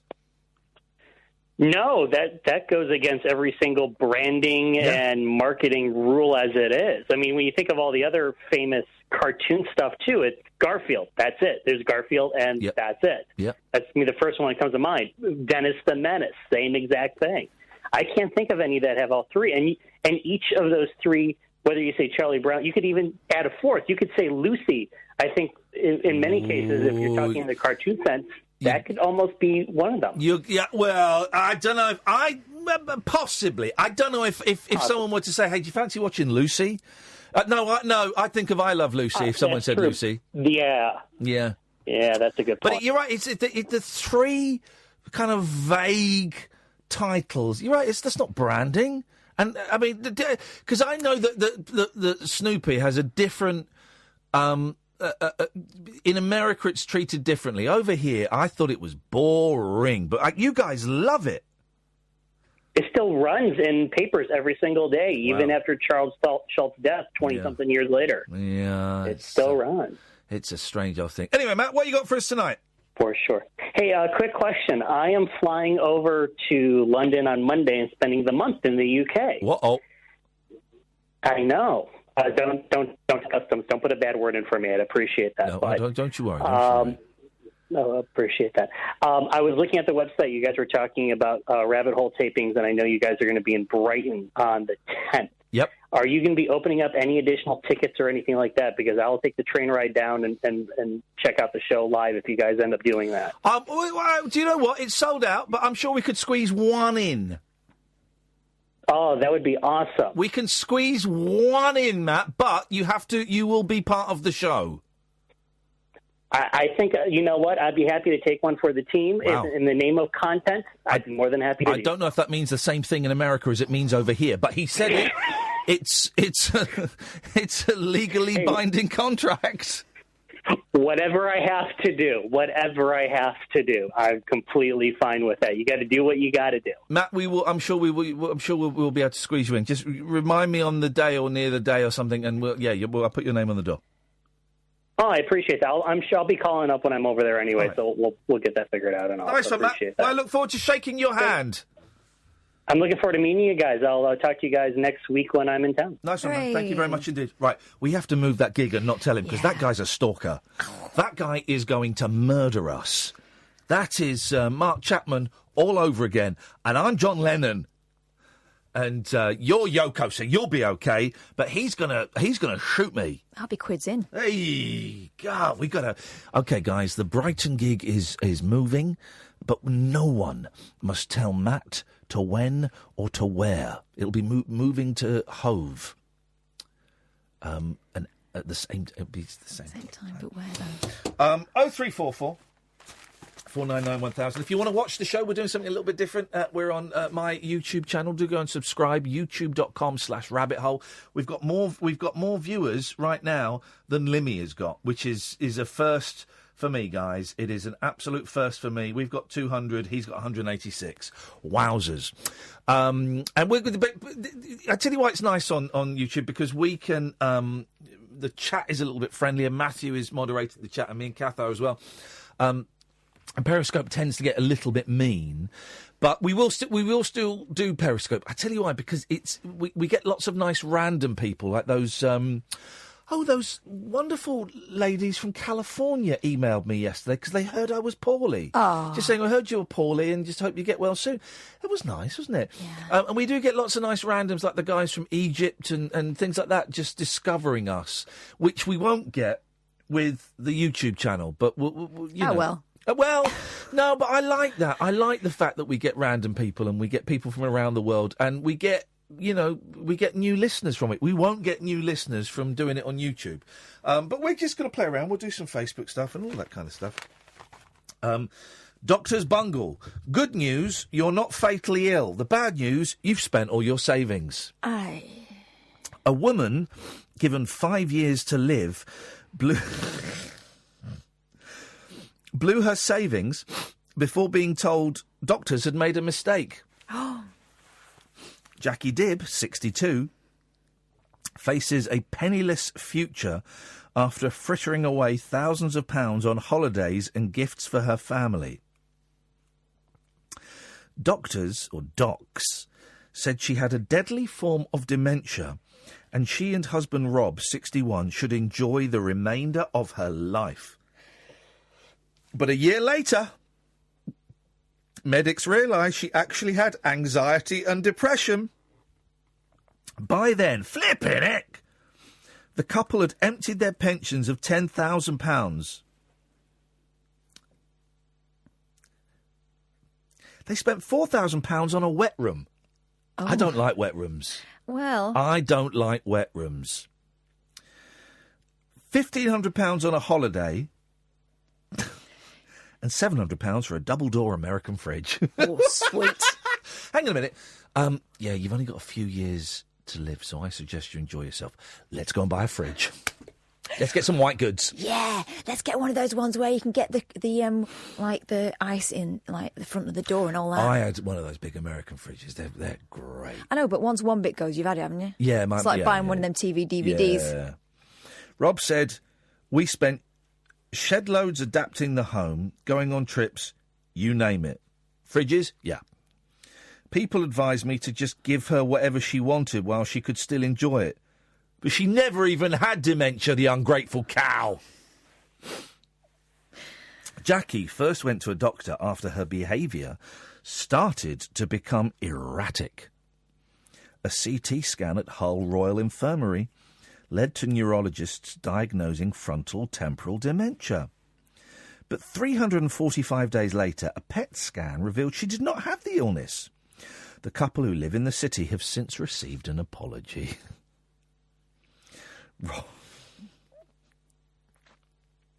It's not funny, really. It's quite bad. Rob, who retired early to look after Jackie, oh man, is furious that his wife is going to stay alive. He said, we were handed a death sentence. They said she had 5 to 7 years left. Well, that's quite a long time. In the apology letter, there are 24 excuses, but not a reason why this happened. But if I sue the NHS, that might be another incubator not on a ward and a kid who wouldn't have a fighting chance. Well, no, you just get chucked out of court. You said my wife was going to die in 5 to 7 years' time, and we bought a really expensive American fridge, and not just is it expensive, it really sucks electricity out of the wall. I'm going to sue you guys. Yeah, but your wife's not going to die. I know, but the fridge, man! Do you know what King Solomon would do? Do you remember that thing he did with the baby? Yes, he chopped it in half, and he gave one half to one mum and one half to the other mum. He threatened to, and the real mum says, no, you can just have the baby. So what they should do is, OK, yeah, you're right, we'll kill your wife. Yeah, he should do. Well, King Solomon should offer to cut the freezer in half, or the wife, and whichever one he chooses means he's the mum of the baby. Is that right? Who wrote the Bible's like the Bible is like, I don't want to say bullshit. No, but it's some of it is kind of what do you call it? The parables. They're stories to try and sort of show you the way. But 2,000 so if 2,000 years ago to this very day, Jesus was 18. Imagine teenage Jesus, just because he was only miraculous for like the real end of his life. He wasn't like a miraculous child. He was. He didn't do miracles, and that's what miraculous means. Well, he came from. He was miraculous in that he wasn't a pain. His conception was a miracle, but he didn't do any miracles. I've got this right, haven't I? My loyal Christian. We'll talk about Billy Graham in a bit as well. I think my mum went to see Billy Graham. Yeah, Billy Graham. Okay, right. Billy, thoughts on the gays? Okay. Billy, thoughts on race? Okay. Billy Graham's son. What was I talking about? Bible. Yeah. So I think I've got this right. He didn't do miracles until it was literally like the last 18 months. It was after he went into the desert for 40 days and 40 nights. But it was like the last 18 months of his life. He's like, you cripples and wine and all that. He hit all his that sweet stuff. spot. He did. But up until then, he was fishing. But he was just struggling with identification. He didn't really know who he was. As is the case for a lot of kids who don't know their dads. He wasn't fishing, was he? He worked for his dad. He was a carpenter. He was a carpenter, but he would have gone fishing as well. Probably would have fishing at the weekend. Told him how to do it, didn't he? Would have gone fishing at the weekend. Who's your Jesus? My Jesus. Oh, that fella, Robert. Robert. Thingy. Yeah, Robert Powell. Robert Powell is my Jesus. He's a Salford lad, I know. Is he? He's good. I liked him. Wouldn't have worked in that accent, though, would it? No, Robert Powell is. They say your Jesus is the one that you kind of grew up with, and so we can date me, but I would say Tom Baker, I would say Roger Moore, and I'd say Robert Powell. Yeah, Robert Powell. Although the Jim Caviezel one was hot, but you're not supposed to think that way of the Lord and Saviour. I suppose not. 0344 499 1000 is the telephone number if you want to give us a call. We're just talking nonsense, and it is that kind of, just another hour of this to go. I just can't really. Right, they can still hear you. I know. I just lost the will to live. I thought, God, another hour of this. Okay, fine, we can do it. 0344 499 1000 is the telephone number if you want to give us a call. You're listening to The Late Night Alternative with me, Iain Lee, her Catherine Boyle on Talk Radio. You can listen on DAB. You can download the app, dear listener, or, of course, you can go to talkradio.co.uk. The Late Night Alternative with Iain Lee on Talk Radio. We have ways of making you talk.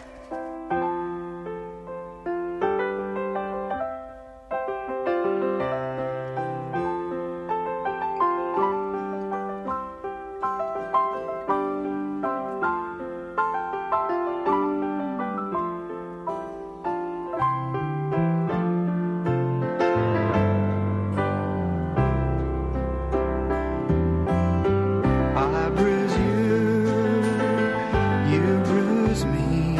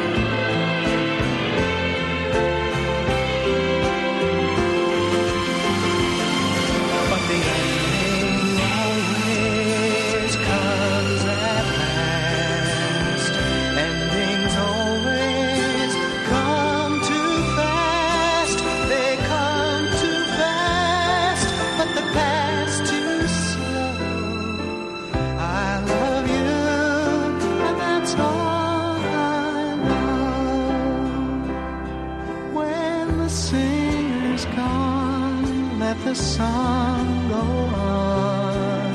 It's a fine line between the darkness and the dawn. They say in the darkest night there's a light beyond, but the ending always comes at last. Endings always come too fast. They come too fast, but they pass too slow. I love you, and that's all.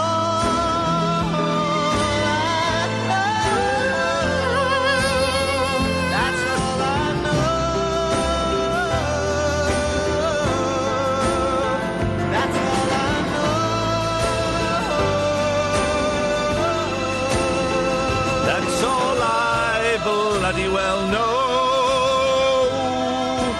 All I bloody well. It goes on and on like that. I think you get the idea. Let's go to Morgan. Good evening, Morgan. Hip, hip, hip. Hip, hip, hip, fella. What you got for us? I'm just like a little one. So we're talking about religion here. Yeah. Anyone ever thought Jesus was an illusionist? Yeah. It's because everything he's done, magicians have practically done. Well, okay. For example? Right, Dynamo, walking on water. Yeah. I know I don't know the names of magicians, but I've seen it on like YouTube and stuff. Which magician have you seen healing the lame? But then that's just a story. Well, I gotta right. Well, you can't. But so is the walking on water part only a story? You can't pick and choose the miracles that you want to attribute to magicians. Of course, but then at the same time, the stuff that we've recently seen has been documented on film, whereas it hasn't been documented in the Bible. Well, no, I don't believe that Jesus did any of the things that are in the Bible. But you're the one that phoned in and said Jesus was a magician, and magicians today have done everything that he's done. And yet, the first example I throw out, you go, "Oh no, but he didn't do that." I'm not gonna lie to you, I didn't know he did that. Well, I'll be honest. You didn't know that he healed. You didn't know that Jesus healed the lame. Is the lame a cripple? Yeah. Oh, yeah, sorry, it's just the wording used. Yeah. Well, that's the wording from the Bible. He heals the lame. Well, yeah, but then how could you not know what lame means? Because it's cool up there. Because I'm 16 years old. What, you use the word cripple? That's weird. No, but the only reason I let the word cripple go is because they use it in the Bible. They say cripples. Yeah, of course. Yeah. And the lepers. Yeah. But so, okay. So, which magician have you seen feeding the 5,000 with 3 loaves and 2 fishes? I haven't seen anyone do that, but I've seen a bunch of magicians change things into other alternative things. Oh, like rabbits. Like rabbits, or rabbits when I say that. Or you see, like on Britain's Got Talent, when that person, from literally doing something to his fingers, pulled a dove out of his hand. Yeah. Whoa, yeah. Jesus never did that. It could be argued that magicians are better than Jesus. Or it could be argued magicians are Jesus. Ooh. It could do. I tell you what, I mean, I don't. I know some people take the Bible as literal documentation of what happened. If Jesus existed, I'm sure he was a sound, cool guy who, spoke a lot of sense, and that was that. I mean, well, isn't the loaves and fishes? Isn't there? There's an explanation. It's so long since I've read the Bible, and I've read it. Certainly bits of it. I used to be well into the Bible when I was a kid. I used to go to Sunday school and Wednesday club. Used to know the order of all of the books of the New Testament. We used to play a game, right? And it was me and Fiona King would win it every time when it was like 9 at Wednesday club. You'd have to... what was it? It was... Christian soldiers. Yeah, soldiers, stand to attention. Sheathe your swords. That was it. So you had the Bible in your right hand. Sheathe your swords, and you had to put it under your left arm. Raise your swords, and you put it above your head. And they'd say... they'd give you a passage in the Bible and you have to be the first person to find it and read it out. Me and Fiona King, boom, every single time. Fiona King, and I've said it before, I'll say it again, it's not a joke, her older brother was called Wayne. And every time, me and Fiona would just, boom, we'd get that. We'd know that. And it's Skills, that. But isn't there... it's so long since I've read it. There is an explanation in the Bible for the loaves and fishes. It's sleight of hand. Or is it... When we say that there were that many people and there were only a few loaves, we mean that there weren't really enough to go around and people shared. I thought there was like an actual passage in the Bible where it was they explained it, where they said it was a little bit of subterfuge. I don't remember that. I don't remember. But then, as well as that, could the stories be over-exaggerated? Of course they're over-exaggerated. And also, they're picked and chosen by people, but bits that didn't fit in with the way they wanted Christ to be presented weren't included. Also, it was word of mouth. I mean, half of this stuff happened when people were there as witnesses who couldn't read or write. So it was only centuries later that it got written down by someone who had a best guess. Well, hang on a minute. Because it was written... Am I right? It was the Dead Sea Scrolls, which is what the Bible is based on, isn't it? Is that what the Dead Sea Scrolls... That's the Old Testament. I think so, yeah. What's the New... Yeah. The New Testament is everything with Jesus in it. The Old Testament... Yeah, no, I know that, but they are from ancient... They are from ancient texts. Right. No, they are from ancient texts. The Old Testament is the Torah. Right, yeah. Essentially. Yeah, the Dead Sea Scrolls. But then the New Testament, because I've heard a thing on Radio 4 about this about a year ago, less than a year ago. The New Testament I think, was written in Greek. I think it was written, majority of it was written in ancient Greek, because there's that lost chapter about Judas. There's a whole chapter about Judas. There's loads in the Vatican that they've taken out.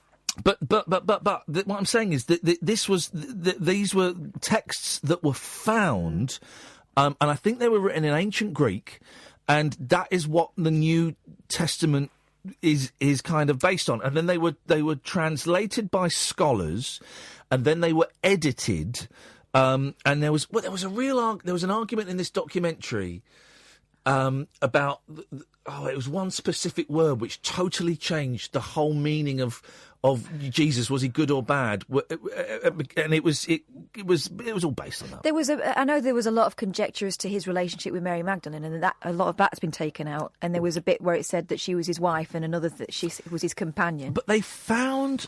Right, this is what I heard. Someone will know better than me, Morgan, but possibly not, because I'm a very wise man.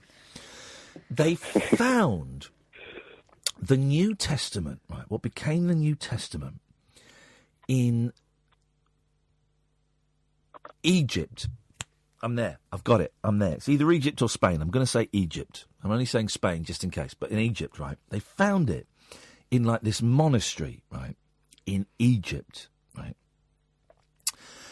And the monks had it for, like, years and years and years and years, and they don't even know how it got there, right? And loads of it was in bins. It was in bins. They're all in bins. And this dude went there, and that's it, because it's being put all back together for the first time ever. Egypt, got it. So this dude, this, like, Spanish dude, found it in Egypt, and it was all in just, like, bins and stuff. And he went, "You guys doing anything with that?" And they went, no, we don't know what that is. And they went, "Oh, yeah, I'll take that."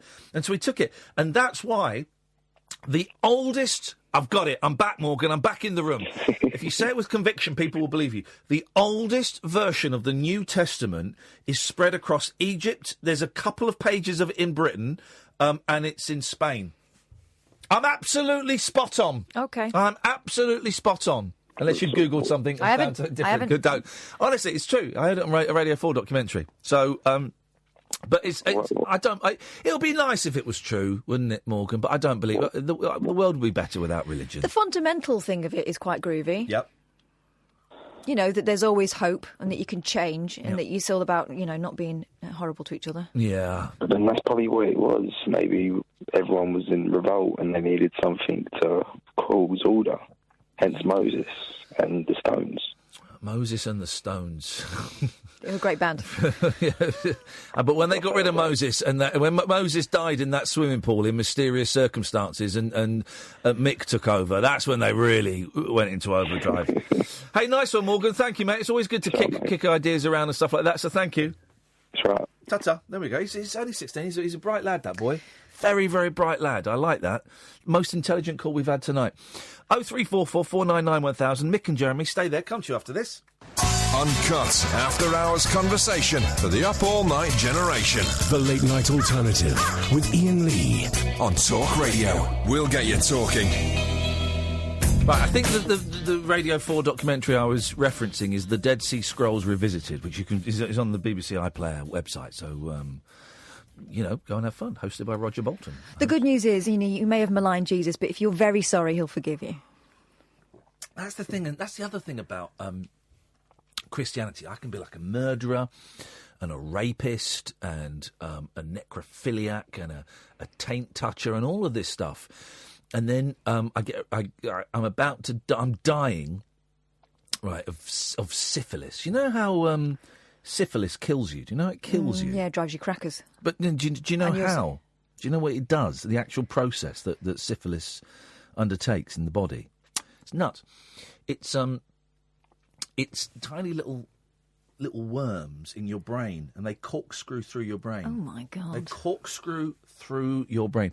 So I could be dying of syphilis and murder. I could be dying of all the murders I've done. And then just on my last breath, I go, oh, but please forgive me. Please forgive me, Father, for I have sinned. Boom, straight up to heaven. No, but you have to really mean it, and he knows if you don't. No, I mean it. I think you're thinking of the Father Christmas and the naughty or nice list. They know each other. Evening, Mick. You all right, Paul? I'm all right, Mick. What you got for us? Well, we're on about God and Jesus. Yes. Well, my mother, she used to meet God every week. I used to hear in my bedroom, she used to be shouting, God, I'm coming. Oh, God. That's your mother, Michael, that is your mother you're talking about. Your mother. Yeah. But she that is your, to visit God. You're talking about your mother achieving a sexual climax. Are you happy with that conversation? Is that what it were? Unbelievable. That's his mother. Unbelievable. Yeah, but we all know about his mother. Well, I mean, fair play. Yes, exactly. Good evening, Jeremy. Good evening. How are you? I'm very well, thank you, Jeremy. What have you got for us tonight? Not too much, really. A long-time listener, first-time caller. Hey, nice one, man. So how long have you been listening for? Well, the first time I listened was I was a podcaster, and I was flicking through, and I found your one that was a DJ-less podcast. Oh. So you weren't actually on it. Yeah, it's the best one. It's all downhill from there, I'm afraid. Yeah, it was very confusing at first, but then I listened to the back catalogue and went back to it, and it all made sense. Okay, well, I'm glad you. I think that's a good place to start. That's one of my favourite ones, so I'm glad you found it. Oh yeah, are you planning on doing that again? Do you know what? I was going to do it last week, and then for whatever reason we didn't do it. But the vibe wasn't right, was it? You've got to get the vibe right, Jeremy, with something like that, and I'd sorted out some really good music to play underneath it and stuff, and we're going to do one soon. I'm all ready to go. I just need the atmosphere to be right. Yeah, I think you've built up the right characters now for it. Well, we've got so many, since doing that nonsense in Australia last year, we've got so many new callers and new voices, and we've got the old regulars, and we've got the new regulars, and we've got the new kind of casuals. The new casuals is a great name for a 60s group. We were the casuals, then we became the new casuals. Yes, but it might not work. If we do it again, it might not work. I generally don't like to go back and do stuff that I've done before, but it was... The reason I did that is because I tried to do it years ago at another radio station. It didn't work, and it bugs me for 10 years. So we got it right this time. Well, you half did it with Jonathan the other night, anyway. Oh, as well. Well, it's a joy when you can just be quiet and let you lot do the work. I still get paid. I still get paid the same amount of money. It's not per word, I found out recently. So I'm going to take it easy from now on. Well, that's all right then, isn't it? That's all right then. What have you got for us tonight, Jeremy? Did you hear the story about Marmite turning white? I'm intrigued. Continue. So, apparently, I read this a while ago, and I've not Googled it to find out if it's true or not, but apparently there was a man in prison, and he spent his time eating Marmite with a spoon or something like that, and it turned from black to white. Right. And Mr. Marmite, the founder of Marmite Empire, found out about this, invested a lot of money to find out why, and he never did find out why. I just wondered, does it still work with the Tesco yeast extract, or is it just a Marmite thing? Right, hang on a minute. I've not beaten any to find out. So you're saying if you eat Marmite with a spoon, it turns white? Oh, no, you say beat. Oh, No, beat it. Beat it. Oh, yeah, you have to like whisk it. Oh, I've had white Marmite. Oh no, that's just when I mix it with margarine. If I spread the margarine quite thick. Gosh, isn't that interesting? Some kind of chemical reaction going on in there. Yeah, I wonder what's going on there. I fancy a bit of a cheese and Marmite sandwich now. Oh, I fancy that. Really do. Well, I don't know. I wonder what's happening. It's the first I've heard of that, Jeremy. But 12:20 on Talk Radio Thursday night is the best place for this kind of important topic to be raised. If someone's at home and you have some Marmite handy, I mean, have a little go. I tell you, how long do you reckon you have to beat it for? Well, the guy was in prison who did it, so I imagine it might be years. God, wow. Okay. I was going to say, if someone's got some Marmite and they want to beat it on air. If anyone wants to phone up and beat it on air, we would take your call right now. 0344 499 1000. We'll see what happens, Jeremy. Okay, keep me informed. Nice one, man. Thank you very much indeed. Wow.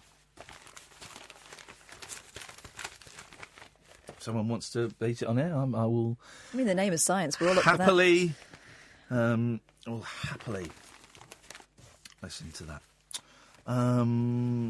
So Billy Graham. I don't know a lot about the guy. Surprised by the amount of coverage his death got. I was surprised by that. I think my mum went to see Billy Graham in the 60s. Yeah, I remember when I used to go to Sunday school, Billy Graham was coming to Manchester at some point, and it was like Michael Jackson was visiting. Well, not quite, but you know what I mean. When Billy Graham preached the final sermon of his visit to London, the army had to be called in to control crowds at Wembley Stadium. More than 120,000 people had come to see him. Aerial footage showing the coaches they had arrived in packed so tightly in the vast car park that they looked like cobblestones. It was the biggest Christian event of its kind in UK history, and decades after the 1954 trip, religious leaders said the charismatic American's visit had inspired a whole generation of the faithful to become ministers. I suppose it was kind of unique.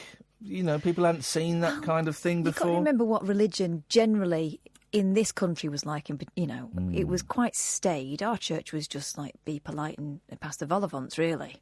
So to go somewhere where he's quite showbiz, wasn't he? He was bringing that kind of Southern Baptist flavour to things. It was a big event. In January 1991, George Bush Sr. invited him to spend the night at the White House the day before American-led forces began bombing Iraq. That's a strange fact. In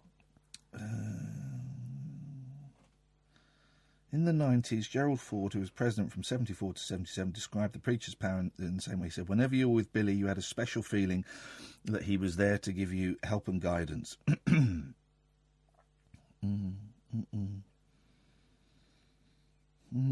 I don't know. I don't really know.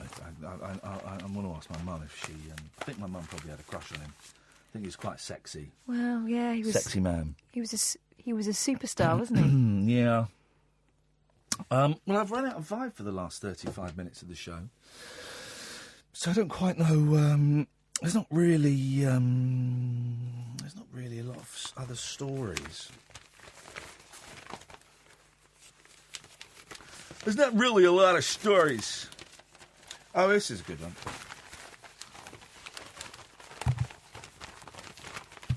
By the way, they're being rude about you on YouTube. You might want to... They're not really. But one more from Brownie and he's going to get banned. Do it. Go on. Don't ban him. I don't want No, any that's what I bannings. mean. Time out. Well, he's had about 3. Time out. Go on, time him out No, now. 3 warnings and, it's straight to bed. I don't want you banning anybody. Well, then. Time him out. I'll allow that. No, I'm just watching. Okay. I'm going to reward the good behaviour. OK. A dodgy wedding snapper has been sued by a second couple who had to repeat their entire ceremony. And another 13 newlyweds complained about the photographer who's... Oh, no, dude. What? Who zoomed in on bridesmaids' boobs and bums. Oh. It's got to be said, wedding photography is the biggest scam of all time, isn't it? We, our wedding... I don't remember how much we spent on our wedding photos. Oh, our photographer did exactly the opposite of what we asked him to. Right. And who's going to say, hang on, we agreed on Ours this? was like, it was like 1,500 quid or a couple of grand or I don't know, something like that. And they weren't great. And we were really lucky that my brother-in-law is a brilliant photographer and was there snapping as well. I hate all of those staged photos. Oh, God, we had loads of those. And we kept going, I don't really think this is right. And we missed out on loads of the wedding because we were stood on a bridge. Emma Hewitt and hubby Gareth, 36, paid 600 quid, all right, well, to hire the David Kilcourse for a £14,000 ceremony with 70 guests at the Village Hotel in Ashton-under-Lyne, Greater Manchester. 6 months later, he said they would not get photos due to hard drive failure. Oh. Mate! Well, everyone's got cameras these days. I'm sure you probably get better ones from them, wouldn't you?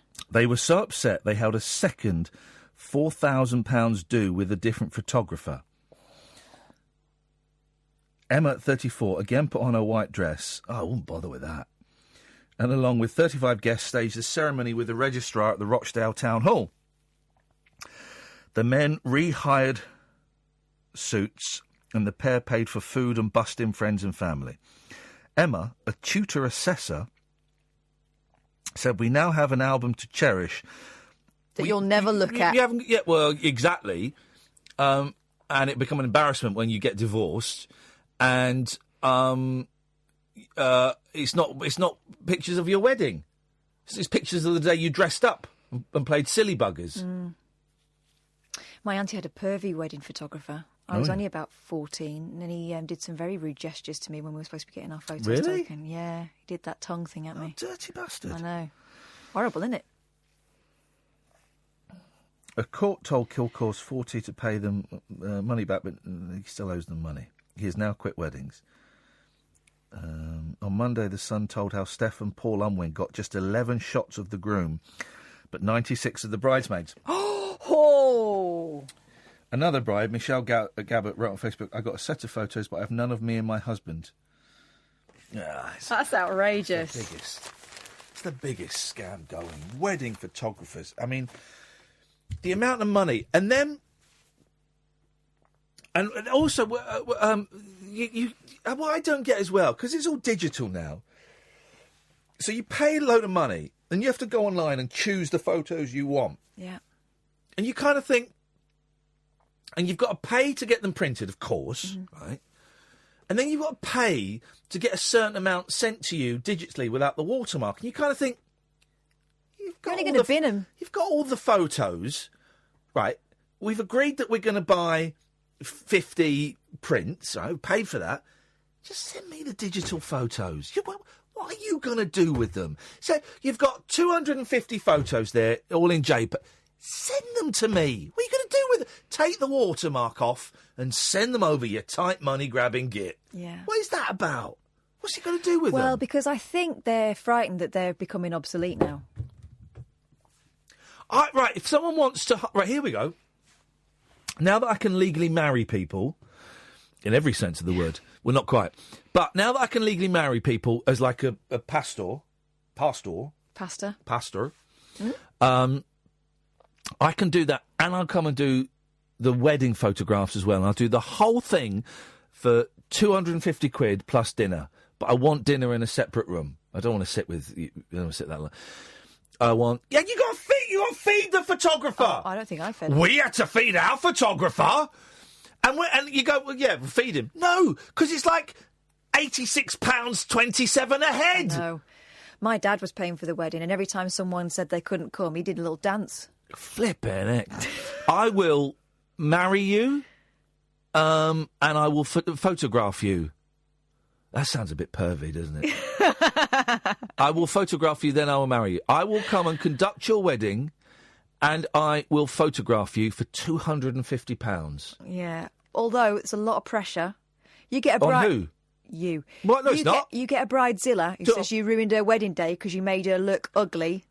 I was in the jungle. She's lucky to get me. And I'll do it on my phone. I will take the pictures on my phone. I'll email them to you that day, and you can have all of them. I will do that, and it will be better than anything you spend in 200, 2 grand, 3 grand. I will do it for 250 quid. I'll take them on my phone. I'll up the resolution. I will email them to you that day. You will have over 50 quality pictures of your wedding and of me taking the wedding, and I'll wear a GoPro. And you can have all of that shit. Alternatively, get a proper mate to do it for you. They won't charge you or at all. alternatively, get stuffed. And I hope your wedding sucks, and I hope you get divorced. Hope he runs off with the best man, and she runs off with the bridesmaids, unless they're related. But cousins is okay. But I just hope your wedding is a disaster. I hope you have a really miserable time, and I hope you're really unhappy for the rest of your life. Let's go to the ads. The Late Night Alternative with Iain Lee. On air and off the leash. On Talk Radio. Anyone can do photography now. Anyone can do it. You just need a smartphone. Don't need a digital camera. Forget that. Just get your phone out. Snap, snap, snap. Put a filter on it. Snapchat, bit of fun. Put a filter both be on dogs. it. I like the filter that makes it look like an old Kodak. You want to be a complete twonk, then do it black and white. I don't care. And then you send it, email it to the man and lady getting married. And that is it. That's all you need to do. I've chosen the best 250 pictures, and you can look at them, but they're watermarked, so even if you printed them, it would have the name of my business over them, so you can kiss my arse. Wow. Get stuffed, photographers. This is it. The revolution begins here. If you know a professional photographer, tell them that they're easy money, easy street, a gravy train, canoe journey is coming to a rather uncomfortable, sticky end. And that end is the mobile telephone camera picture thing. And then they can shove it right up there in their dark rooms. They don't even have dark rooms anymore. You know what the dark rooms are for? That's for fondling and frottage. And now they don't even have that, so they go to weddings to get their kicks. They're all pervert. Every photographer is a pervert, is a deviant of some kind, and should not be allowed near equipment. It doesn't just end with the photographs, though. No. Then you've got to choose the album. Or do you want the leather one that looks like a Bible? Or do you want one that looks like, it's really, really old? No, just put it in the plastic one. I am going to say I will not be doing albums. That is up for you guys. Yeah. I will not be doing albums for my... I will not be doing albums. I can't be bothered with that. I just can't be bothered. You'll be doing about 10 a day anyway, won't you? Yeah. You'll be lucky if you get your own photos. No. I'm going to do one wedding in that. I'm going to do one wedding just to show photographers what slimy little shits they are. And my wedding photos will be better than anybody's wedding photos that you could get. And then they can all just go and jump off a cliff, take a running jump off of a cliff, and stick their telephotos right up their jacksies. So that's that done. Okay, there we go. Happy wedding. That is that done. There we go. Feel better for that. I do actually, yeah. Our mobiles buzz 93 times a day. 0344 499 1000. It's no wonder many of us are addicted to... I've got rid of Twitter off my phone. I've got rid of Facebook off my phone. So you never look at them on your phone? Yeah, you just go via the... Hello, Paul Ross. Hello, mate. Feeling much better, thank you, yes. I look at them occasionally, but I don't... Now that they're not on my phone, I'm not so compelled. Mm. It is no wonder... And I didn't post the whole time I was off on Twitter, and it felt wonderful. It is no wonder many of us are addicted to our mobile phones. They're being flooded with 33,800 messages and alerts a year. A year? A week? That means we are dealing with an average of 93 messages and notifications every day, be they from friends, family or an app. What a stupid sentence. Be they from friends, family or an app? Be they? This is the Wurzels. What does Wurzel mean? A turnip. Does it really? Yeah. So turnip gummage and the turnips. Yeah. Checking all this information takes up a lot of our time, about 22 full days a year or 26 minutes a day. 26 minutes a day? You nuts? Have you seen kids on phones? The survey found a contributing factor behind the surge in messages is the rise of group chats on platforms such as WhatsApp and Facebook. Britons are members of 6 chat groups on average. I'm not a member of any chat groups. How many chat groups are you in? Well, I keep getting added to really annoying WhatsApp ones and just muting them for a year. So, sorry anyone who's waiting for a response from me, because you ain't going to get one. While 2% are members of 50 groups. 50 groups or more? No, too many. Rising to 7% of those aged 18 to 24. Those in this age group have phones that buzz far more often. It's just so many numbers. I saw these numbers. Let's take a call. Good evening, Albin. Hello, Iain Tikanis. Oh, Polikala? Mr. Tikanis. This is you were whose dad were you? Jamal's father, Iain. Okay. Yes. And of course you are Greek, but last week when you called in, you had a very heavy Indian accent. I've only just finished my Kalabat olives, Iain. Okay, but this guy definitely is Greek. Googled Greek. This guy definitely is Greek. Iain, let me tell you, I'm phoning to help you today.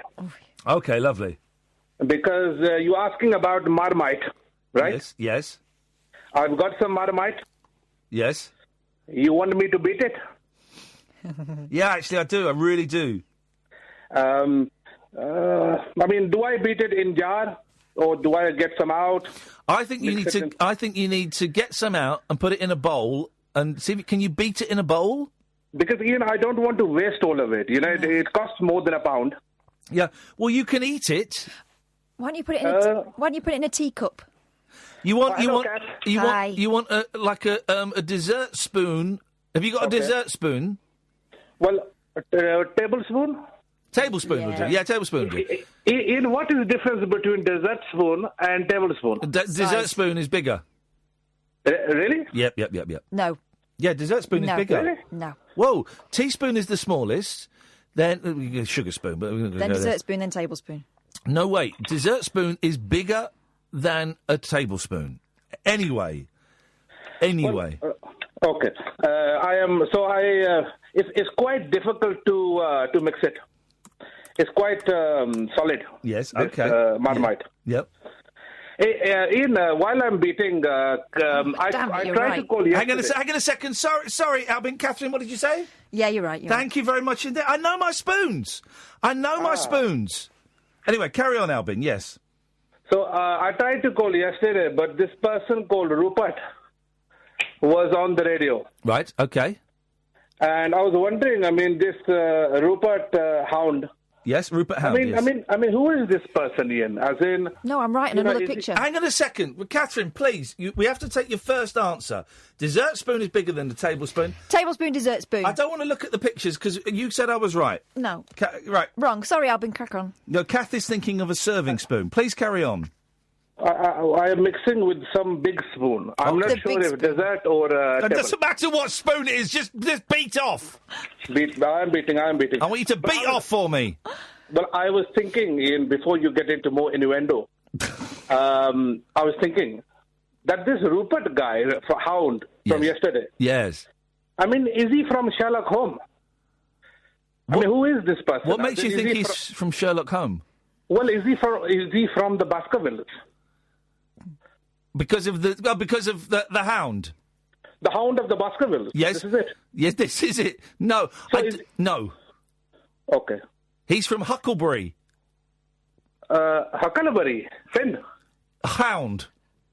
Okay, I am mixed. I think we better go back to mixing. Okay, are you beating it? No, you I'm finding it difficult to beat. Maybe I should put it in microwave. Yeah, okay. You put it in the microwave, Albin, and you let us know how that goes. Dear God. Oh, yeah. Good evening, Dan. Good evening, Ian. Yes. You know the greatest photography scam? The fairies at the bottom of the garden? No, it's the people on the wards the morning after you've had your firstborn child. Oh, those guys are great. Yeah. Would you like a picture of your child? Only £40. Yeah. Also, again, I've just had a baby. And also, I look like a rice pudding. No, please move along. No, I tell you who's even a bigger con. The dudes that take photos at swimming pools. Do you have those at your swimming pool? What, perverts? No. There's the official photographers that go around and go. We can take pictures of it. And basically, they're like still legal. Yeah, they can. No, they're like 18, 19-year-old kids. They've obviously got a franchise and they've got a decent camera. And we bought some because you do someone's picture because you're not allowed to take a camera into the pool, rightly so. So a picture of the boys swimming. It's like 35, 40 quid for quite rubbish pictures, if I'm honest. Ian, they're not professionals. This is Talk Radio. Across the UK, online and on DAB. The Late Night Alternative with Iain Lee on Talk Radio. Someone has, on the YouTube channel, has said the biggest con is the photographs on rides at theme park. I love those. Oh, no, I love those. I will always... I got a great one of me and my eldest as we're going down like a log flume, and the look of terror on his face and joy on my face. Oh, no, I love those pictures.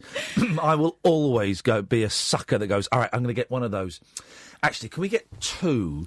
And key rings, you say, right? And a fridge magnets. I'll get all. I'll spend like 50 quid on those pictures. I love those. Those are the greatest things. But guess what? It's done by a machine. Yeah. It's done by a machine. It's not done by a photographer. It's done by a machine. Photographers, your con is up. Same as the Father Christmas ones. Yep. We get now. They don't. You just faced in a certain way, and it gets done automatically. Yes. 0344 499 1000. Paul Ross is on at 1 o'clock. Dear listener, don't forget, 1 till 5, then at 5 o'clock, it is James Max. Good evening, Amanda. Hello, it's great to hear your voice again. It must be. It is. Now, I was nodding my head and agreeing with Kath about the spoon thing, and then I Googled it, and now I'm reading it, and I feel quite upset because I feel like I've been conned. Hang on a minute, let Amanda make a point. To make your point, please, Amanda. My point is, a dessert spoon is smaller than a tablespoon. Say that again? Oh, I'm sorry, the line... lost her. So I'm right, you're wrong. But you said I was right. Yeah, but then I found another picture. Mate, I don't know if you noticed, the world is falling apart and you're talking about, you found another picture. Yeah, I think it might be American fake news. I think it might have been done by Russian bots. Spoon bots. The 18 to 24s have almost 3 times as many notifications to manage, receiving 239 messages and alerts a day, or 87,200 a year. On average, mobile phone users are being sent 427% more messages and notifications than they were a decade ago. Yeah. Of course you are, because we didn't even have phones then. Also, you used to have to pay for each message. Do you remember? Yeah, and if you did a long one... Anyway, okay. Yeah, it would separate it for you. Dr. Dimitrios Tsvilikos, a consumer psychologist at the University College London, argued the trend allowed consumers greater control over their lives. This guy an idiot? Greater control? We've never had less control over our lives. The phone controls us, guys. It controls us. What are you talking about? We're in control of our lives. Of course not. He said, in an age where we are constantly surrounded by endless tasks, always flooded with a sea of data, This guy's an idiot. He's not a doctor. Smartphones allow us to manage our lives in a way that suits us. Have you ever seen a couple out at a restaurant where they're not looking at each other? They're talking, they're looking at their phones. Because it's absolute nonsense. They call it being fubbed. Call it what? Fubbed. I don't know what that means. That means when someone is snubbing you with a phone. I make a point now when I'm with the kids, because I'm not with them as often as I would like to be. The phone ain't there. The phone ain't there. Unless, you know, they want to. We want to research something together that we've been unable to work out, i.e. a walkthrough for some crap game on Xbox. Apart from that, though, the phone dominates us, man. I hate the mobile phone. It dominates us, and it shouldn't dominate. We should be in control of it, and we're not. So, yeah. People are buying these, like, wooden dummy ones now, aren't they? Because to control the impulse. So when they feel like the itch coming, they reach for that instead of their actual phones. I hate... Modern Life is rubbish. I hate that album by Blur, is what I'm trying to say. No, but it is. It is... everything is rubbish about life, and, God damn it, we need to get control back. Rise of the Humans. I took away your moderator powers. Why? Because I thought you were abusing them. I've stopped. You know, because I've had an initial surge, and then I'm all right now. Okay, well that's fine. I'll take my revenge elsewhere, and you won't know about it. Why don't you set up your own YouTube channel? And why don't you stop using me for your flirty fishing? Okay, well, put that on you. Okay, fine. Put it on me. And watch the figures go up. We're on 146. Right. The figures will go up. Right, I'm going to just take my top off in this corner, but you're not going to know about it, guys. Okay, guys. Why don't you set up your own YouTube channel and then go I'm not being paid for this. No, no, exactly. Hey guys, at last, I was only ever being polite. Look, we're up to 149. Watch the figures go up. Look, they're going up. We've gone from 146 all the way up to 149, simply because Catherine has turned the screen away from her. Look at the figures going up there. It's going back down again now, but that's because the initial excitement has worn off. Drivers blinded by clouds of fumes from e-cigarettes risk a ban or a fine of up to £2,500 or a slap round the chops. 150 watching now. Oh, there aren't. There's 75. Shut up. That's fake news. 151. And they can still see your shadow. Sorry? There we go. That bad vibe you're getting is that's Catherine. She's a mum of 2 children. Imagine if you would like to report her to social services. I dare you. I'll find you. Yeah, exactly. Vaping at the wheel is not illegal, but you look like a knob doing it. But could amount to careless driving. You get that thing when you're driving behind a car and then like a big plume of smoke comes out. It's not smoke, it's vapour. Shut up, it looks like smoke. It's not smoke. It's not smoke, it's vapour. Vaping. It looks like smoke. Jeez, we're arguing about what smoke actually is now. Because you're an idiot. The police warning comes as figures reveal more than 3 million people in Britain have now turned to e-cigarettes. Either smoke real fags or get off the pot. Could hear you laughing there. I'm just. Yeah, I could hear you laughing. Talking it's to funny. my real friends. Yeah. Hang on a second, I'm not. There you go. Sergeant Carl Knapp of Sussex Police said, "The smoke caused by vapes." It's not smoke, it's vapour. Shut up. The smoke caused by vapes is a distraction and the consequences can be dire. All it takes is a moment to become distracted and potentially cause a crash and, even worse, a fatality. I'm going to be honest, Sergeant Carl Knapp, you really have extrapolated. This is a worst-case scenario that you are painting. If you are going to vape... if you are going to vape, open your windows and blow the vapour directly out. Just ensure you're in full control of your vehicle before doing so. Sergeant John Davis of Surrey Police added in a very similar tone of voice, any person distracted in any way could be guilty of an offence, whether that be smoking, vaping or eating.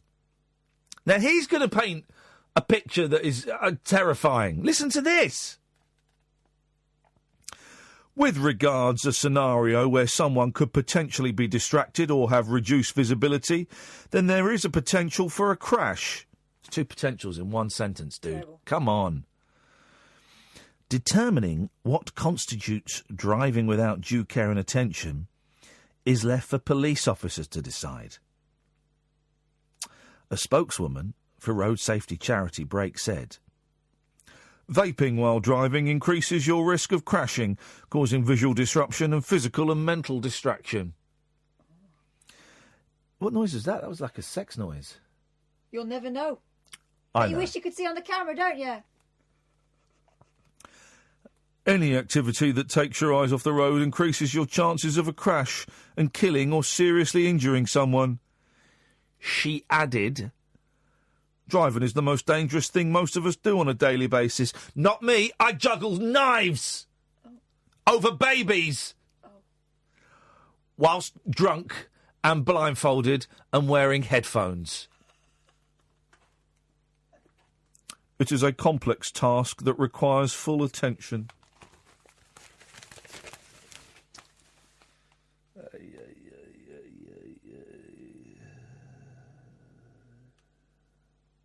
Okay. Well, listen, I feel that's we've reached the end of the road this evening, dear listener. I feel we've delivered all we can deliver tonight on this holiest of holy nights. Don't forget you can download the podcast. What? Were you expecting a lift? Yeah, I'm expecting a lift, mate. Oh, dear. I'm expecting a lift to my hotel, mate. Oh, dearie me. I'm staying in a hotel tonight, and there's a prize for anybody that can guess the hotel I'm in. Well, basically, I'm going to be in that hotel until 10 o'clock tomorrow morning. If you, and I'm not going to say where, but if you manage to find the hotel and the room, knock on the door, and I will give you £5. That's it's as simple as that. I did that once. I tweeted a picture of, like, picture saying, can you guess where I am? And it was like a really vague picture. 20 minutes later, some bloke turned up and went, all right, mate. Whoa, how did you do that? Did. It was true. It was when I was meeting Iain Dale for a coffee. You can download the podcast, dear listener, if you go to iTunes or your usual podcast provider. If there is one. Do us a favour, subscribe, like and share. That's what we need. We need plenty of that, guys, for goodness sakes. Next week, Monday, we've got Shappy. Now, I might have said Tony Hendra can come back on Tuesday. I need to check. Might be Tony Hendra. I did, didn't I? There was something. Why didn't you remind me of that? I said then? There's something. Well, no, but then you told me to book Dougie. You booked. Yeah, but you are the. Let me book. I nearly swore that. Then. You're the effing producer, is what I was going to say. We're going to have Dougie one day next week. Dougie Anderson coming in to talk about his talk about music, and he's got a new podcast which is fab and is well worth a listen. And we've probably got Tony Hendra. But we might have... Anyway, we'll sort it all out. It'll all be sorted out. That's all happening next week. We still have, dear listener, another show to do tonight at 10 o'clock. And I feel like I'm kind of... no, there's no rabbit hole on Saturday. There's a rabbit hole on Sunday, isn't it? Yeah. Sunday in Bath. We're going to be in Bath at the Rondo Theatre on Sunday evening. And if you can come, that'll be awesome. I think there's a couple of tickets left, and we'll stick around for a bit and have pictures and stuff done afterwards. Can't stick around for too long because I've got to get back to London and be up early to do Good Morning Britain on Monday. But we'll stick around and have pictures and all of that kind of stuff. And if you can't make it, then you can watch us. We will stream that on Periscope. 0203 286 6370 is the telephone number. 0203 286 6370. Why don't you give that phone number a call now, or Skype Hey Rabbit Hole Show and leave a message, and it might get played out live in Bath. 0203 286 6370 is the telephone number for the Rabbit Hole. And if you're watching us on YouTube, subscribe to the YouTube channel. When we get to 5,000 subscribers, I don't know, we'll do something. I just... Hey, Catherine's you got your power back, have you? Unbelievable. I'm just filling, guys. I'm just filling, because that's what I do. We will be back tonight at 10 o'clock with the usual cavalcade of merriment and absolute bullshine. But Talk Radio does not switch off at night time anymore. Stay tuned, because 1 o'clock, the one, the only, the legend that is Mr. Paul Ross will be joining you. Until 10 tonight from us, ta-ta!